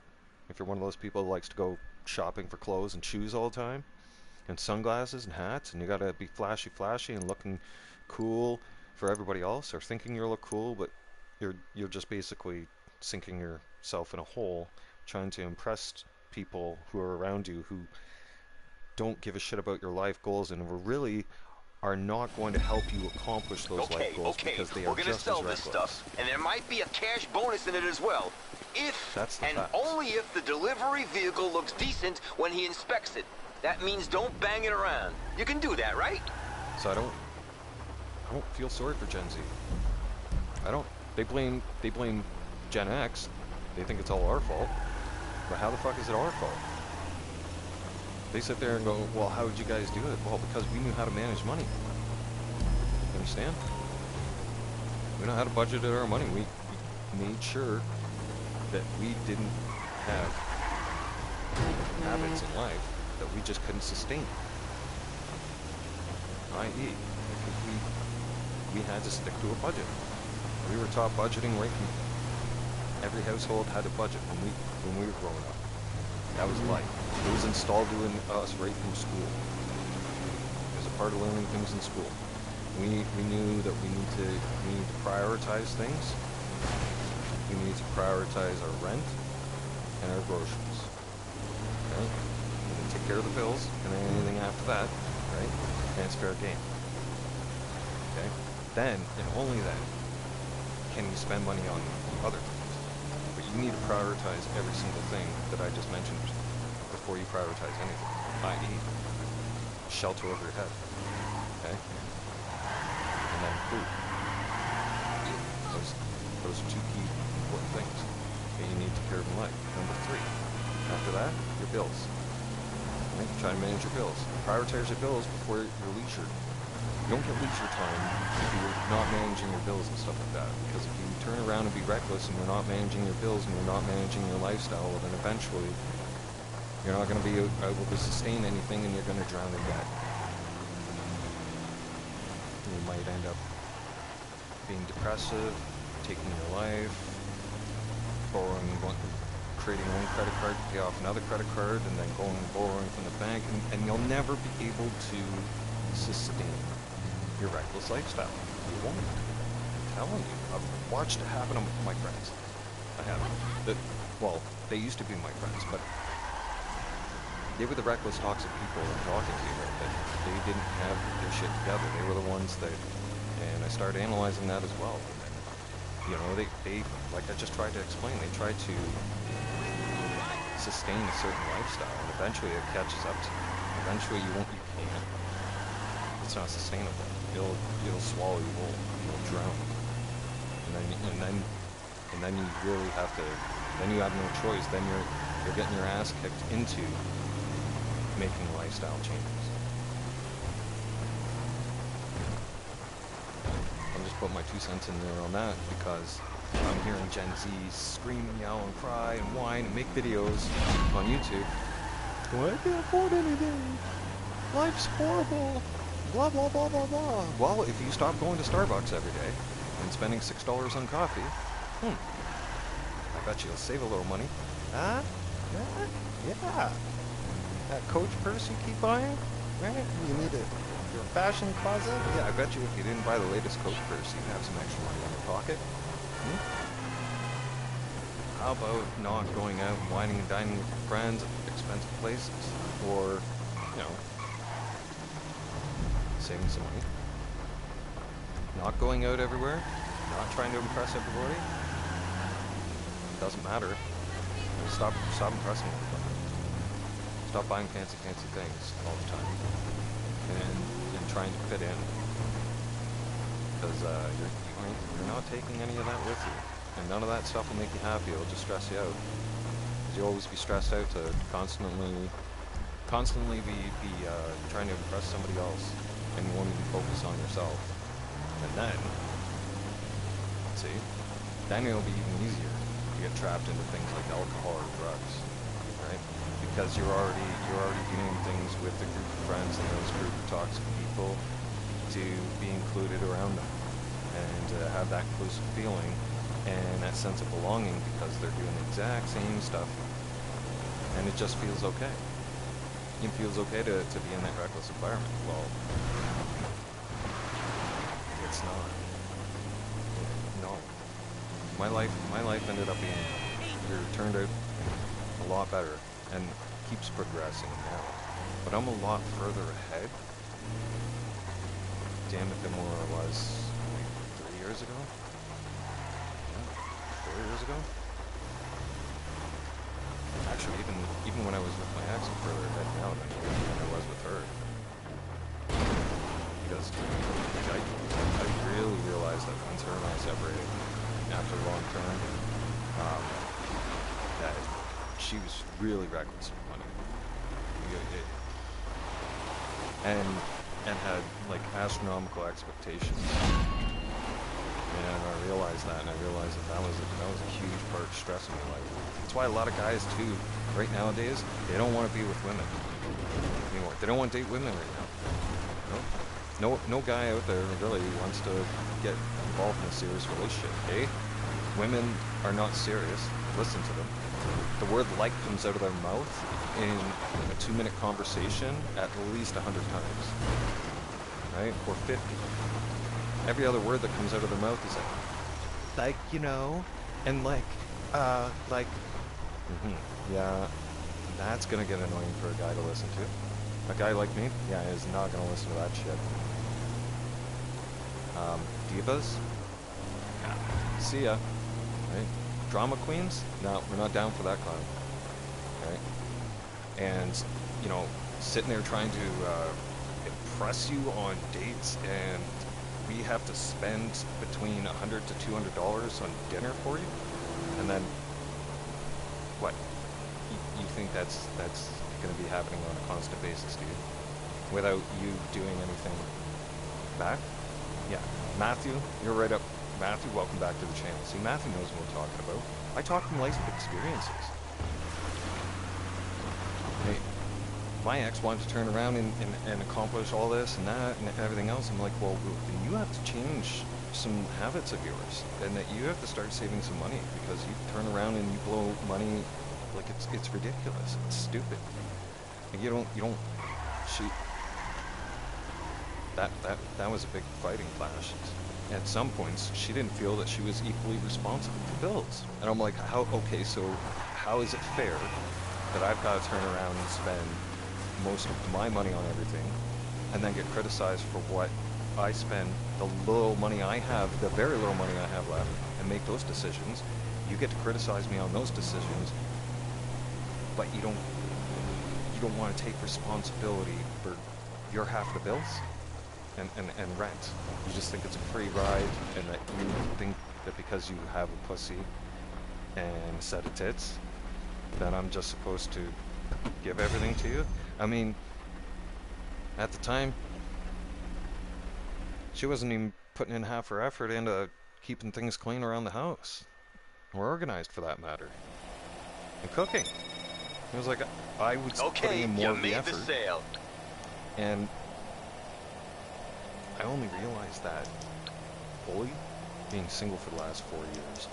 And I've analyzed how women are becoming on social media over the last 4 years, and I'm like, yeah, no, that's scary shit. You don't even know what you're getting yourself involved in nowadays. A lot of you women, most of us men can look at you, just look at your face and go, yep, that's batshit crazy. Don't talk to me. Have a nice day. All right, see ya. Yeah, you're gonna die off alone, no problem. See ya. Bye. I guaranteed you're one of those that's gonna, yeah. Like I can read people like a book after being with 3 toxic women in my life. Yeah, I'm very happy by myself. Like, I know for a fact that it's likely I'm not gonna end up finding another person or even wanting to get involved with another person for at least another 10 years. Let's see where it goes. Because women nowadays, or the women generations out there now, they're not organized. They don't have it together. They're not responsible. Their expectations are way too far. They're feminist. A lot of them are feminist, and a lot of them are. It's only a one-way street with them. You know, that's why I found out with my ex. It was like, you are in the wrong, me, right? I'm the one that's in the wrong, but yet she could do wrong things, and she doesn't have to take responsibility, and she's not wrong. Huh? You know? Like, you really think that's how the world works? Not to mention the gaslighting that they do. Like, women like that, feminist women like that, are pure evil. And they're the ones that want to push for a right to abortion. You don't have the right to murder a child or a human being. Simple as that. Argue tooth and nail with you on that one. I don't care. That's facts. Right? You got a lot of these women out there that are just crazy left-wing feminists. And I've listened to your TikTok videos, and your crazy expectations for men in this modern day world are just out to lunch.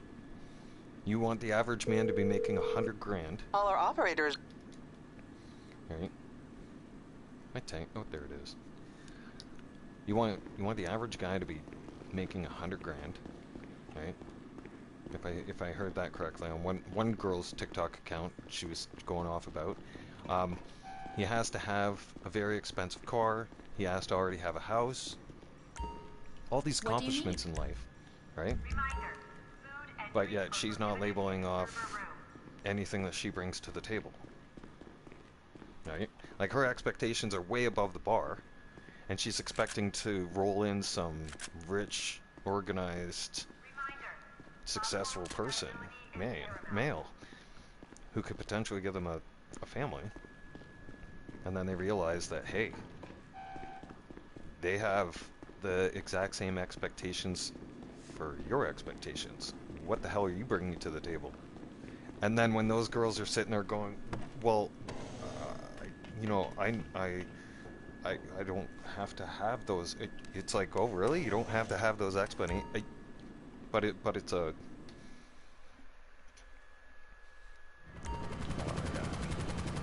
Just that's out to lunch. That's why a lot of you. I had some guys on here. I had some of my fans, or actually a few of my haters, right? One guy said to me, he goes, "You need a girlfriend." I'm like, really? You need a woman in your life to make you happy, do you, dude? He's like, what? He's like, you're too alone. He's like, you're too single. He's like, you need to get a life. You need a woman in your life. No, you don't, bud. Right? If you think that way, okay, well, good luck. Right? A woman that you have in your life is going to take extreme advantage of you at some point, bud. And she's going to take you for everything. Because if you can't be happy with yourself in your own environment and being single, then how the hell do you expect to love somebody else? If you constantly think that you need to be with somebody, then you're a very shallow person, aren't you? I mean, that's facts. Because if you're not comfortable with being alone, and if you're not comfortable with loving yourself, you are certainly not going to be able to take that kind of like mindset that you're looking for and actually fully be successful in that relationship. That's why a lot of you have failed. That's why a lot of you women are still single out there right now. Your expectations are too high. You don't want to take responsibility for anything. And a man and a successful man who's already got everything, got his shit together, and is not willing to put it all out online to risk it, to risk losing it, to risk having it taken away, to risk it some diabolical plan that you will hook up and get pregnant and have a child and decide to leave after a year or two, and then take half of everything and expect alimony and completely fucking flip upside down in our lives. The stakes are just too high now. All of you women are now too reckless and irresponsible. The modern day women. The generation that is coming up now, and they sit there and cry and whine about everything's horrible. Everything sucks. It's horrible. No guy wants to be with you. Wow. Your feminism, you're finally realizing that feminism lied to you for years. Right? And you're too fucked up to change. You're not willing to change, so no any guy's gonna be able to see past it. The only guys you're gonna get now are gonna be the wannabe gangsters who are just as disorganized as you are and who have the exact same far left out there expectations as you do.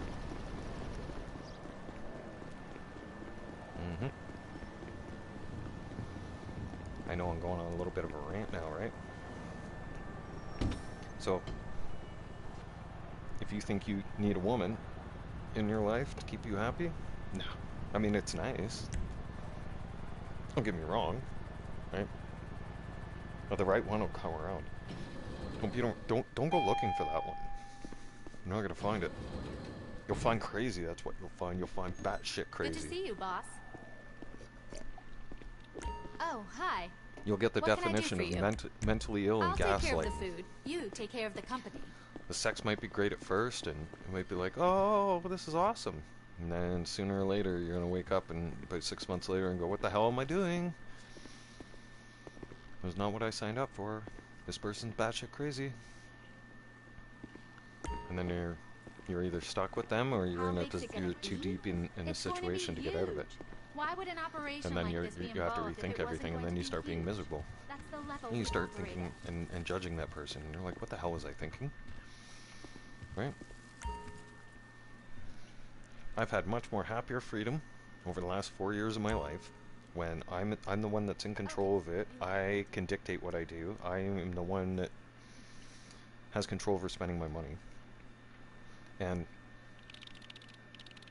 I don't have to engage with drama, and I don't have to fight for their attention. See, that's the other thing. Like, the generation coming up now, ladies, any of you who are 35, but 35 and under, basically 36 in that age bracket, basically, you're stuck on your phones. No guy wants to date a woman who's basically living on her phone and is glued to that thing 24/7. And the second that thing goes off, you're on it. And then you have to be on it. Or you're constantly looking at it and you're constantly texting other people when we're trying to have a conversation with you, and you're just not even giving us the slightest clue. And then you have the nerve to look up and go, both in finance. Hi there. What do you mean? How can I help you?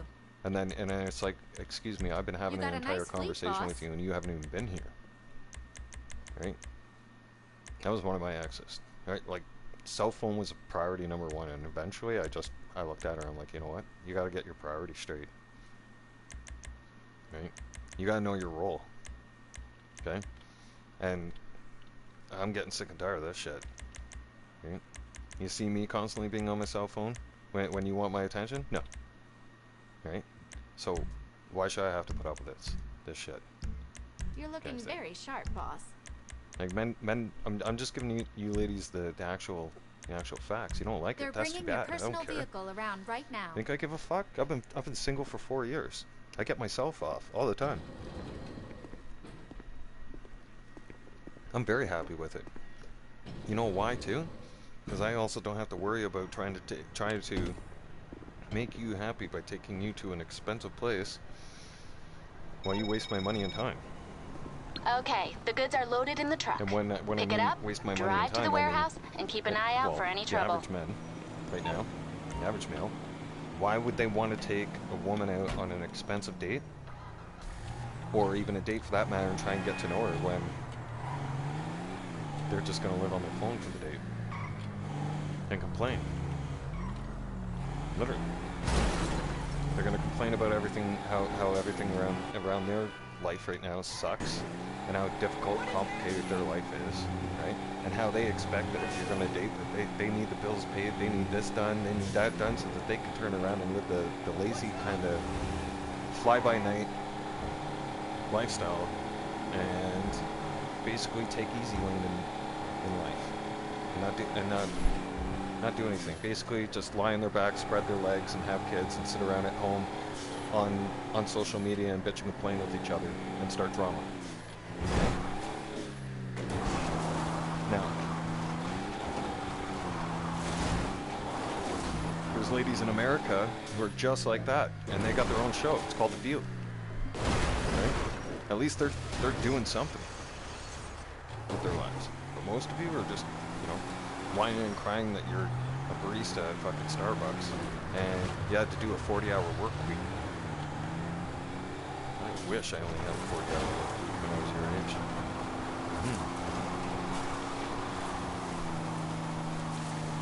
Try doing 80 hours in a week. And cry about that. Come talk to me then, right? When you've done 60 plus hours in a week, then you can have something to talk about, right? Don't ever make a YouTube video ever again, your generation, or I'll turn around and roast and toast your generation so fast. I'll make you guys cry or quit. You won't be making another, or you won't know what kind of a YouTube video to make next. I guarantee you won't whine and crying about work, right? My longest day was loading furniture, heavy furniture, expensive heavy furniture, out of a 3-bedroom bungalow in Medicine Hat, and having to do that on a Sunday with just one other driver. That's the only help, and load 23,000 pounds. Took us almost 23. We did 1,000 pounds an hour, and that's padding and wrapping and taking things apart, and then trying to fit everything on the trailer and in the belly boxes. And on that trip too, we had the tractor. My bunk was full. There was nowhere to sleep. So, yeah. By the time I ended up making it back to back to the yard, it was like grabbing a nap, basically going home, grabbing a nap for maybe 5 or 6 hours, coming right back to the yard, getting in the truck, arranging for a hotel for a destination because can't be sleeping in the truck with this shit. The truck's full, right? That was a 21.5-hour day. Can you imagine having to drive 4 hours after a 21.5-hour day, almost 22 hours, right? So basically by the time you get home and away from the yard, you've done a 26-hour day. You're gonna have a nap for between 4 and 5 hours, okay? And mind you, you've been doing physical labor that entire time. Physical, hard labor, okay? So don't even complain about me, or complain to me about Starbucks. And working a 40-hour week at Starbucks, that's the least of your fucking problems. Okay? You don't know what work is. That's not work. You can pick that up as a part-time job. Okay?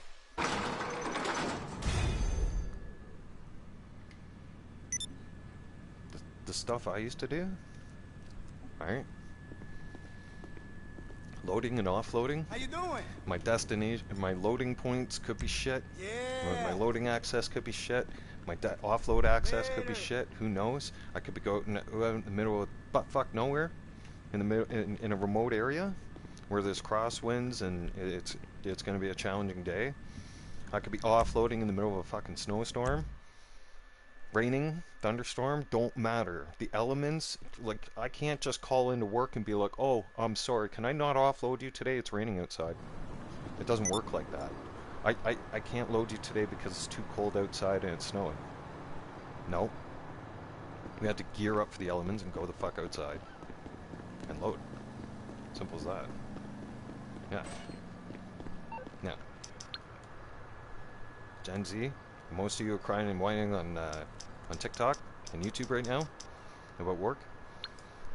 You wouldn't survive an hour doing what I did. Not even an hour. You know why? I'm on the I'd clock. make you cry What you or want? quit. Some wheels? Yeah. You'd do something stupid like leave the house with a padded piece of furniture that's probably really, really light, and you go and drop it on the trailer, and then you would be one of those idiots that would come back off that trailer without any pads in your hands or any kind of equipment to bring back into the house that we need. You'd be one of those idiots that would come back off that trailer empty-handed, and I would tell you right off the bat that you're fucking stupid. That you're going to be running boxes all fucking day. And then I want, when you run boxes out to that fucking trailer, I want you to grab 3 or 4 fucking pads and bring something into the house. You come back into the house empty-handed, you're going to be buying the boys a case of beer, and I'll be taking your tip at the end of the day.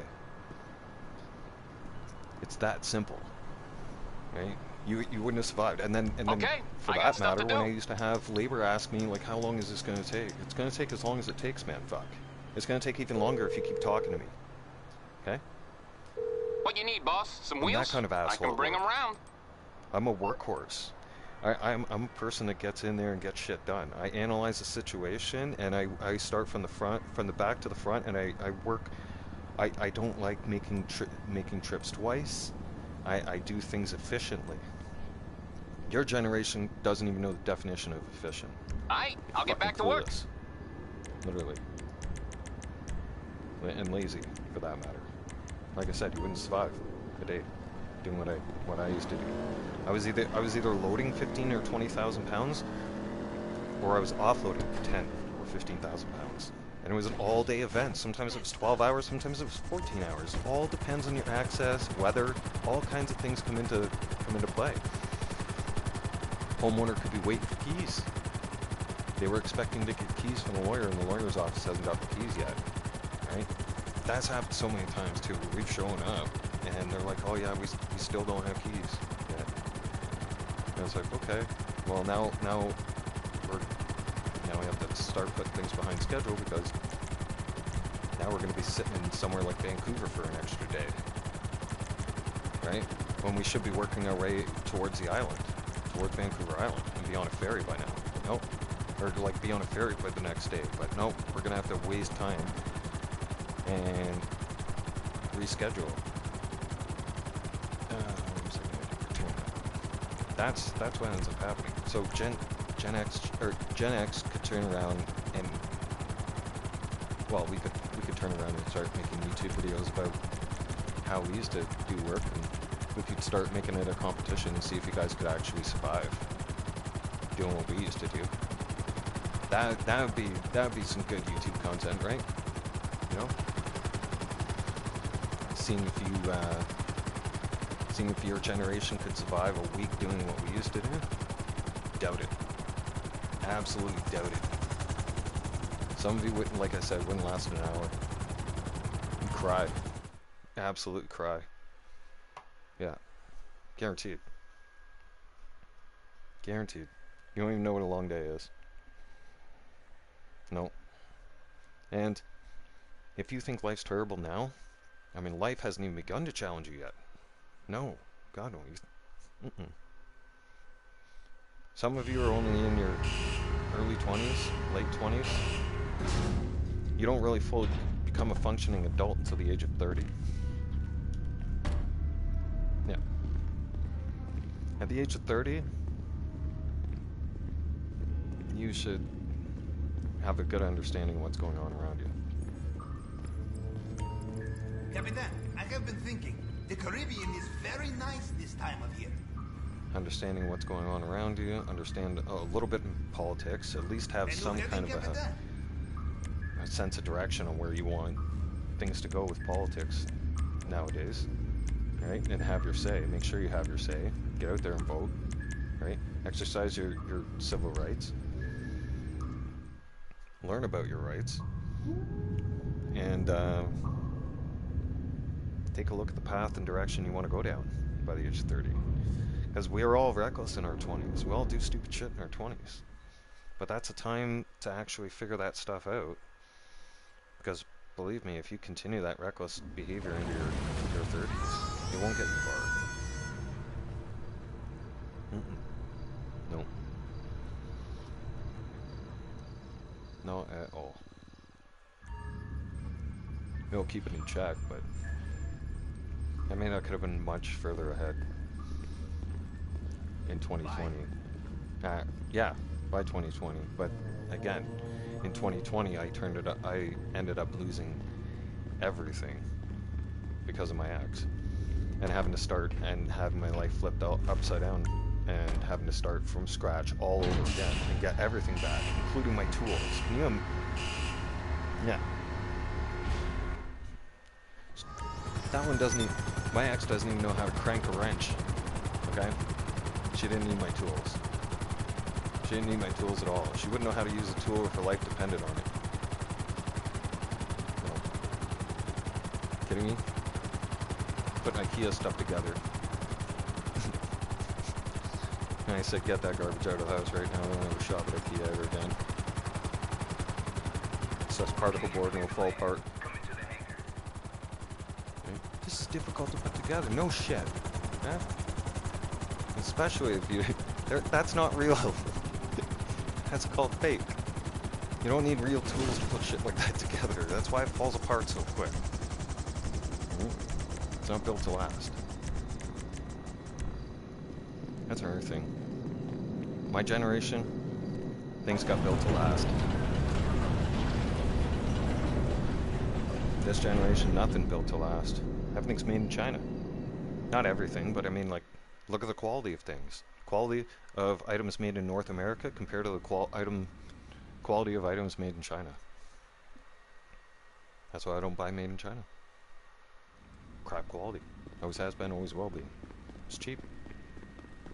It's cheap. Cheaper than Walmart, damn it. Yeah. And don't shop at Walmart either. I mean, it's up to you, but...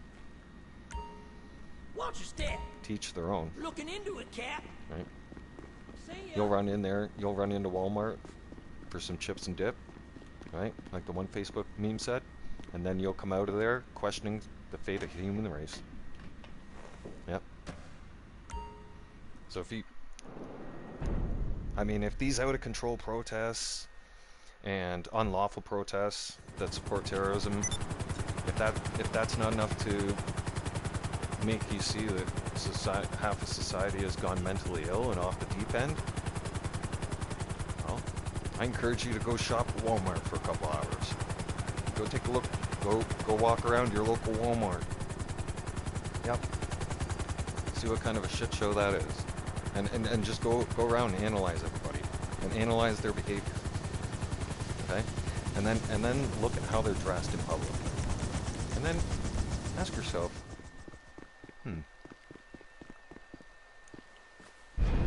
5 years ago, would I have ever gone out in public looking like that? No. No. Would I have ever acted like that? No. Would I have ever tried to embarrass myself by screaming at the top of the world? Screaming, I'm gay!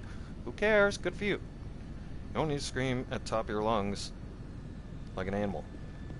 Right? Because at this point, you look mentally.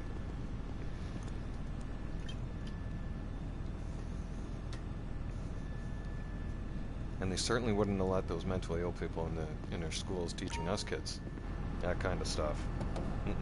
Nope. That's my facts on everything. It's day one being sober. The recovery mode is in high gear. It's getting on breakfast time. And by the way, all right, I've confirmed to us Canadians. Oh, and I'm pretty sure. I think Britain celebrates this too this weekend. But happy Victoria Day, everybody. Yeah. That's it's been our traditional holiday since I can remember as a kid. And it's a national holiday here in Canada. Nobody goes to, well, not nobody goes to work, but I mean retail still has to go to work. But all your government places, banks, stuff like that, etc., they're closed. Yeah. Liquor stores are open, but everything else is closed. We call this May 2-4. Right? May 2-4 weekend. But what's interesting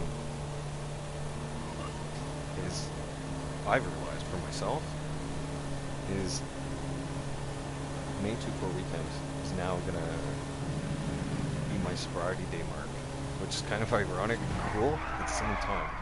Because normally it's a weekend of celebration where people, you know, get together, head up to the cottage, buy a bunch of booze, get shit-faced for the weekend, go boating, fishing, hiking, right? For like 3 days, Saturday, Sunday, and try to recover on Monday so you can go back to work on Tuesday. And now I think it's going to be pretty ironic that once Victoria Day weekend comes up from now on, May 2-4 weekend, that's going to be my celebration day for being sober. That's going to be my sober day. That'll be like that'll be each year mark, and it'll be easy to keep track of now. And each year I'll be like, oh, everybody else is getting drunk, and I'm sober. This is when I decided to I got on the recovery path, and I took that. So, yeah, it's pretty cool. I didn't even pick that date either. I picked Sunday, I picked yesterday, but I was realizing it as I was going along, yesterday and today, thinking to myself, wow, this is cool. You know, I'm doing my recovery period and starting my sober path again on the very weekend that most people are out there partying and getting completely trashed. So,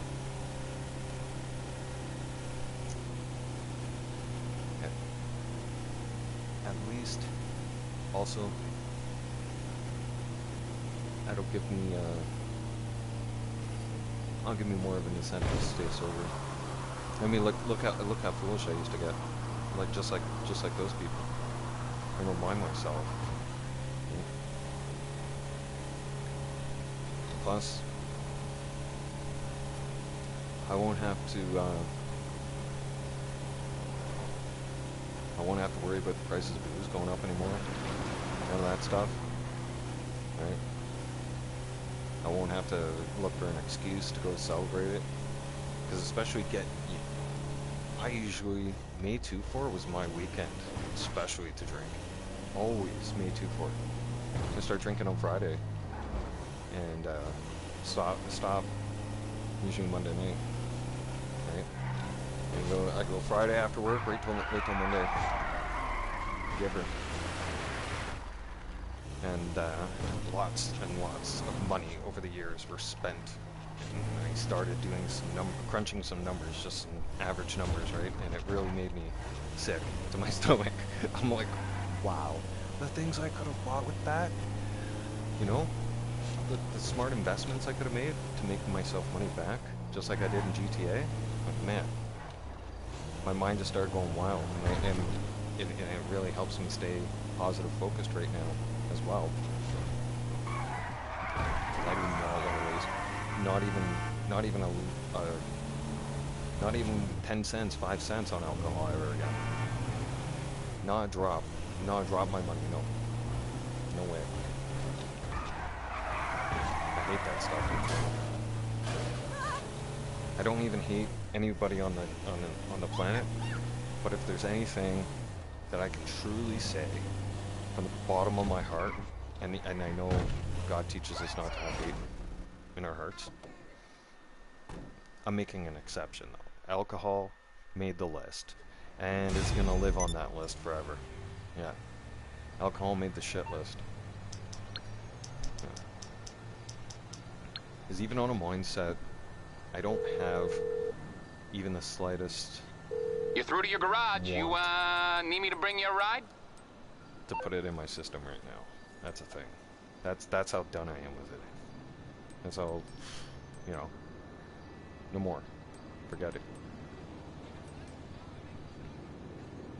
I can't handle it anymore. My body is just, it's sick. I can handle it. It's coming at you. But I'm even mentally sick of it.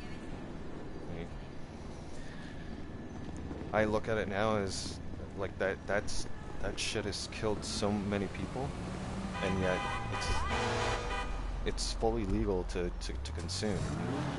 And there's so much deeper dangers to that shit. And we have full open access to it as a general public. I know doing hard drugs is just as dangerous, but the reality is alcohol is a drug too. It's just in a liquid form, and it's fully accessible to the general public. They're basically drug dealers. It's basically an open drug deal. That's what it is.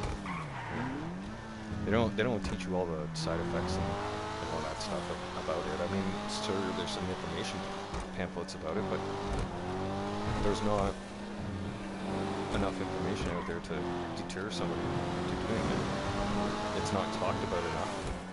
There's not enough education about it. There's more commercials out there that will make alcohol look more enjoyable and pleasurable and something that you should do to socialize with your friends on. Because A, they know that there is an addictive population out there. It's facts. They know that, right? They're in the business of making money, right? They don't care who they hurt. Corporations don't give a rat's ass. They just make it because they know that there's people out there that can control it, there's people out there that can't control it, and they're going to keep buying their product over and over and over again, and they're going to make a crap load of money off those people. And then why would you turn around and make it... Why would they want you to come off of it? They're going to lose money if you come off of it, you understand? Yeah. They would... Hey, you trying to smoke later? When I also had stopped that 8-month period, right, and had that under my belt, I set aside money that I would have normally spent on alcohol on a monthly and weekly basis. And I had quite a bit of money left over after 8 months. I'm not going to tell the number, but I had quite a bit. I got enough to make a decent investment. So the reward is a great big payoff. Number one, you'll get healthy. Number two, you'll be richer than you think. Right?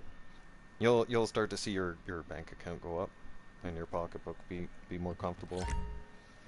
Life will be more enjoyable. I'll keep checking in each day. I'll do a live stream each day. We'll be doing the progress. Right? As I'm not putting myself in a position to relapse again. That's the mindset I'm putting myself on. A one-track mind on that. The thought of going through detox scares the shit out of me. Death doesn't scare me, but detox does. Detox is so what just... you looking for? If you've never been through it, you never want to go through it. It's horrible. It was the most challenging thing I've ever faced in my life. And then the whole entire time you're going through the peak period of it, the thought can't help but cross your mind and it's very factual in reality. I might not survive this. So guess what? Now you finally realize you've entered into a fight for your life. Now you're in for a fight for your life. Yeah, now you're fighting for your life, literally. So, remind yourselves of that. And before I go shortly here, because I'm going to make myself some food. I'm hungry. It's breakfast time, and I want to make fresh rice. It's never too late to get sober. Understand? Don't ever think that, even if you have some negative people in your life telling you that you can't get sober right now, and that you're even if you've tried to get sober and you failed, and you weren't successful, do not listen to that noise that's telling you, well, you're not going to be able to quit this time. Look at what happened last time.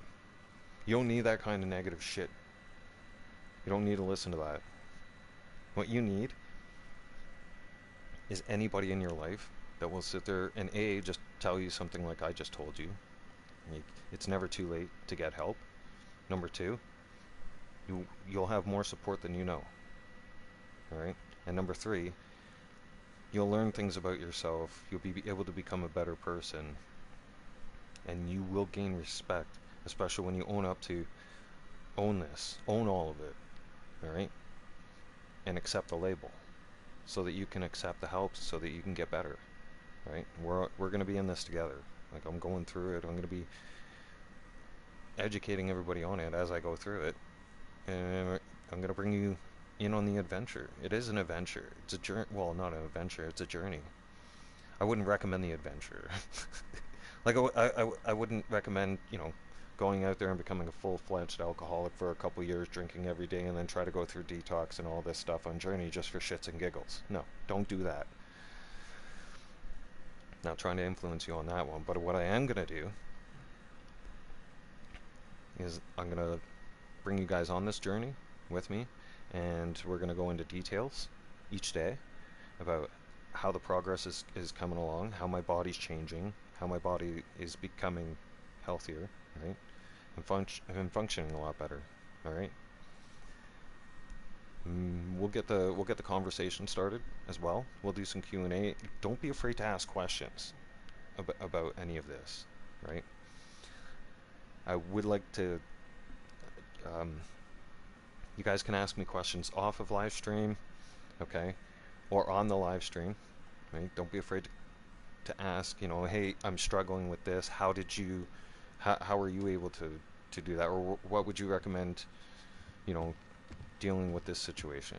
If you need help or you're struggling with something, open up the conversation here, right? Bring it here, and you can talk about it, right? Because the more we can help each other out and lend each other some information, then you'll have a better fighting chance at being successful at staying sober. That's just facts. I found even too, when I was going through my longest period, that if I kept myself around the positive people and around the people that were getting sober, just like me, my chances, that's what gave me the longest period. It wasn't only till I drifted away from all that and decided that I was going to allow myself to be pulled back into that same circle I had just left. Okay? So it won't be easy if you have to leave that circle. You may get dragged back to it. You may be successful right off the first bat and be able to stay on this sober journey and not relapse. You might have a few relapses. That's okay. No one's perfect. I'm living proof of that. I've had relapses. I went through 5 detoxes. 5. Alright? I'm not in a competition to make how many detoxes can I do, but I mean, if I'm still picking it up and thinking to myself, I could still pick myself up, do it, and be strong, and stay focused, then you can too. Like, you'll be alright. No one's gonna judge you on it. Right? You're only gonna you will get judged if you turn around and you decide, oh well, I've done detox, I've relapsed a couple times, I might as well just give up. Right? Because that's taking the easy way out. Of course, you're gonna have that thought though. Sometimes you're gonna have that thought in your mind where you're gonna want to give up and take the easy way out. But I want you to remind yourself that you've come this far, and you've relapsed. Do you really want to go back down that path again? Right? Or do you want to stay focused? and then that's when you'll reach out, and then you can message someone like me. I mean, you can even message Matthew there. Matthew's one of the moderators on my channel. I mean, he's great at giving out some advice. You can even talk to Honcho. Even Honcho will give you some good advice, because I'm pretty sure he's a father too, and he's been through some stuff and some life experiences, and he can lend some things along the way as well. I hope you have a safe and blessed day, Honcho. Yeah? I'm going to be, I think I'm going to fire up the grill. Despite the rain. Yeah. I mean, I want to, but it's Victoria Day. It's the long weekend. It was always a tradition to fire up the barbecue. And I missed doing it yesterday. Your oldest kid is 35. Yeah, see, Honcho's got some life experience right there. Yeah. I'll just give you a brief download, Honcho. I was just explaining to everybody like about being on the sober path of mine, right? And how the few relapses that I have been on shouldn't steer anybody away from getting on that sober path. My weekend was great. I went through detox again, so I survived that. Other than that, yeah, the weekend's been special now, because now I'm marking Victoria Day as my sober day, and that's gonna be, excuse me, my milestone from now on. How was your weekend? I haven't seen your. I'm about to rock the kitchen and fire up the kitchen myself, so I'm gonna see those chops that you fired up there yesterday, right? I see on your channel. No, I appreciate you. Thank you. Yeah, I seen when I was loading up the live stream here, and I was finally turning on everything and whatnot, and getting everything fired up. So many messages have popped up and notifications, and I'm just trying to look at everything, and I'm like, oh wow, I noticed one of yours. I'm like, yeah, cool. He was firing up the grill this weekend. Perfect. How did they turn out, anyways? Or I guess I can find out. I'll be watching anyways. I try to keep up on everybody, their channel, when I'm in the kitchen and doing things around the house until the next live stream. But Honcho, here, I'll drop a link to your channel right now before we head out here.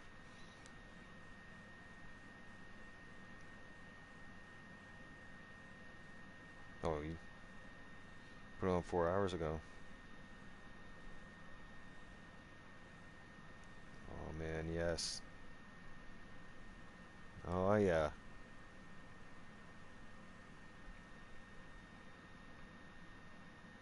You got those ones right from the butcher, didn't you? Hey, Honcho?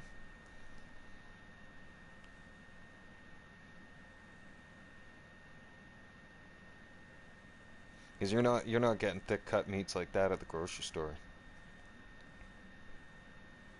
I know, I grill. That's you went to the local butcher shop. Yeah. That's some nice thick cut ones right there.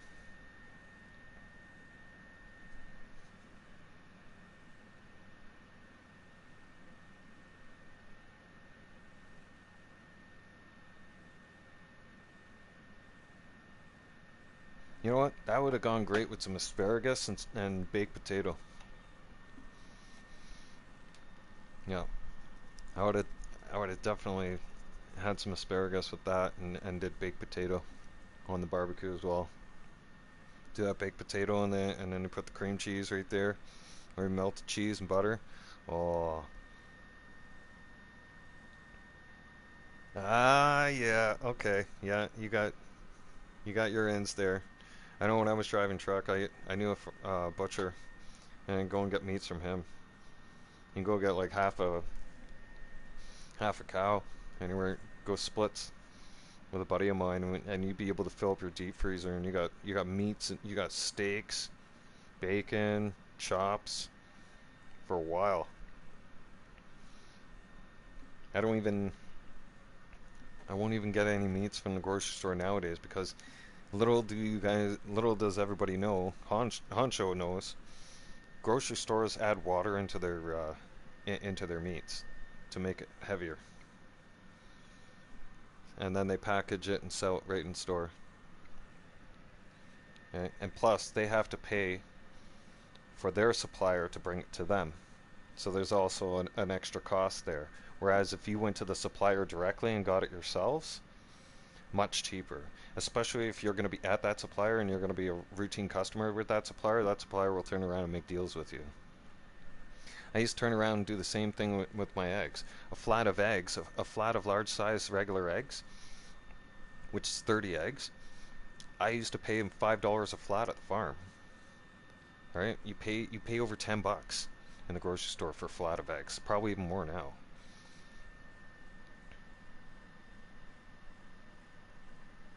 Nice. Nice. Yeah, I'll be stocking up this summer. I'll be doing my summer stock. I'm gonna make a list, my list, right? And then usually end of July, I'll get everything. I'll get the freezer cleaned up. Whatever I don't want, whatever's old coming out, right? New stuff's going in. Get everything stocked up for the fall, because football games start in the fall, in August, like preseason stuff like that. September has preseason hockey, and then hockey's back in October. Those are all perfect reasons to fire up the grill. Always. It's always enjoyable watching a sports game when you have a barbecued meal, right? Especially baseball. You guys love your baseball. I'll watch my Blue Jays once in a while, but that's it. I'm not deep into baseball anymore. I used to be to go to the stadium, but it's not the same. For us Canadians, it's not the same if we're not at the stadium. If I'm not at the Sky Dome, and I'm still calling it Sky Dome to this day, I'll never call it the Rogers Center. To me, it's Sky Dome. It's the only retractable dome in the entire league. It's one of the coolest buildings. I watched the '92 World Series in there. Joe Carter smashed that home run. That was wicked. Alright, enough of me talking. I've been talking and running my mouth for the last 2 hours and 22 minutes. Okay? I'm going into the kitchen. I'm doing some prep. I'm gonna make my breakfast, and well, I do it a breakfast / brunch thing. But yeah, and then I'll come back and I'll do another live stream in probably a couple hours from now, guys. So everybody, you take care and have a safe and blessed day, and thank you for all for listening, right? And thank you for the support, everybody. I really appreciate the positive support. Goes a long way, and I'm gonna do this. I'm excited, right? 364 more days to go until we get back to this day, right? That's gonna be a hell of a milestone, because here's the thing: I have not made it a year sober yet. I'm very excited. I have my goals and mindset. I want to get past that 8-month mark, right? I only have that 8 months. I think it was 8 months and 14 days, something like that. Yeah, I was almost. I was right around the corner from reaching my first year, and then I can set my sights on 5. Right? I'm out of here, everybody. Take care. Later.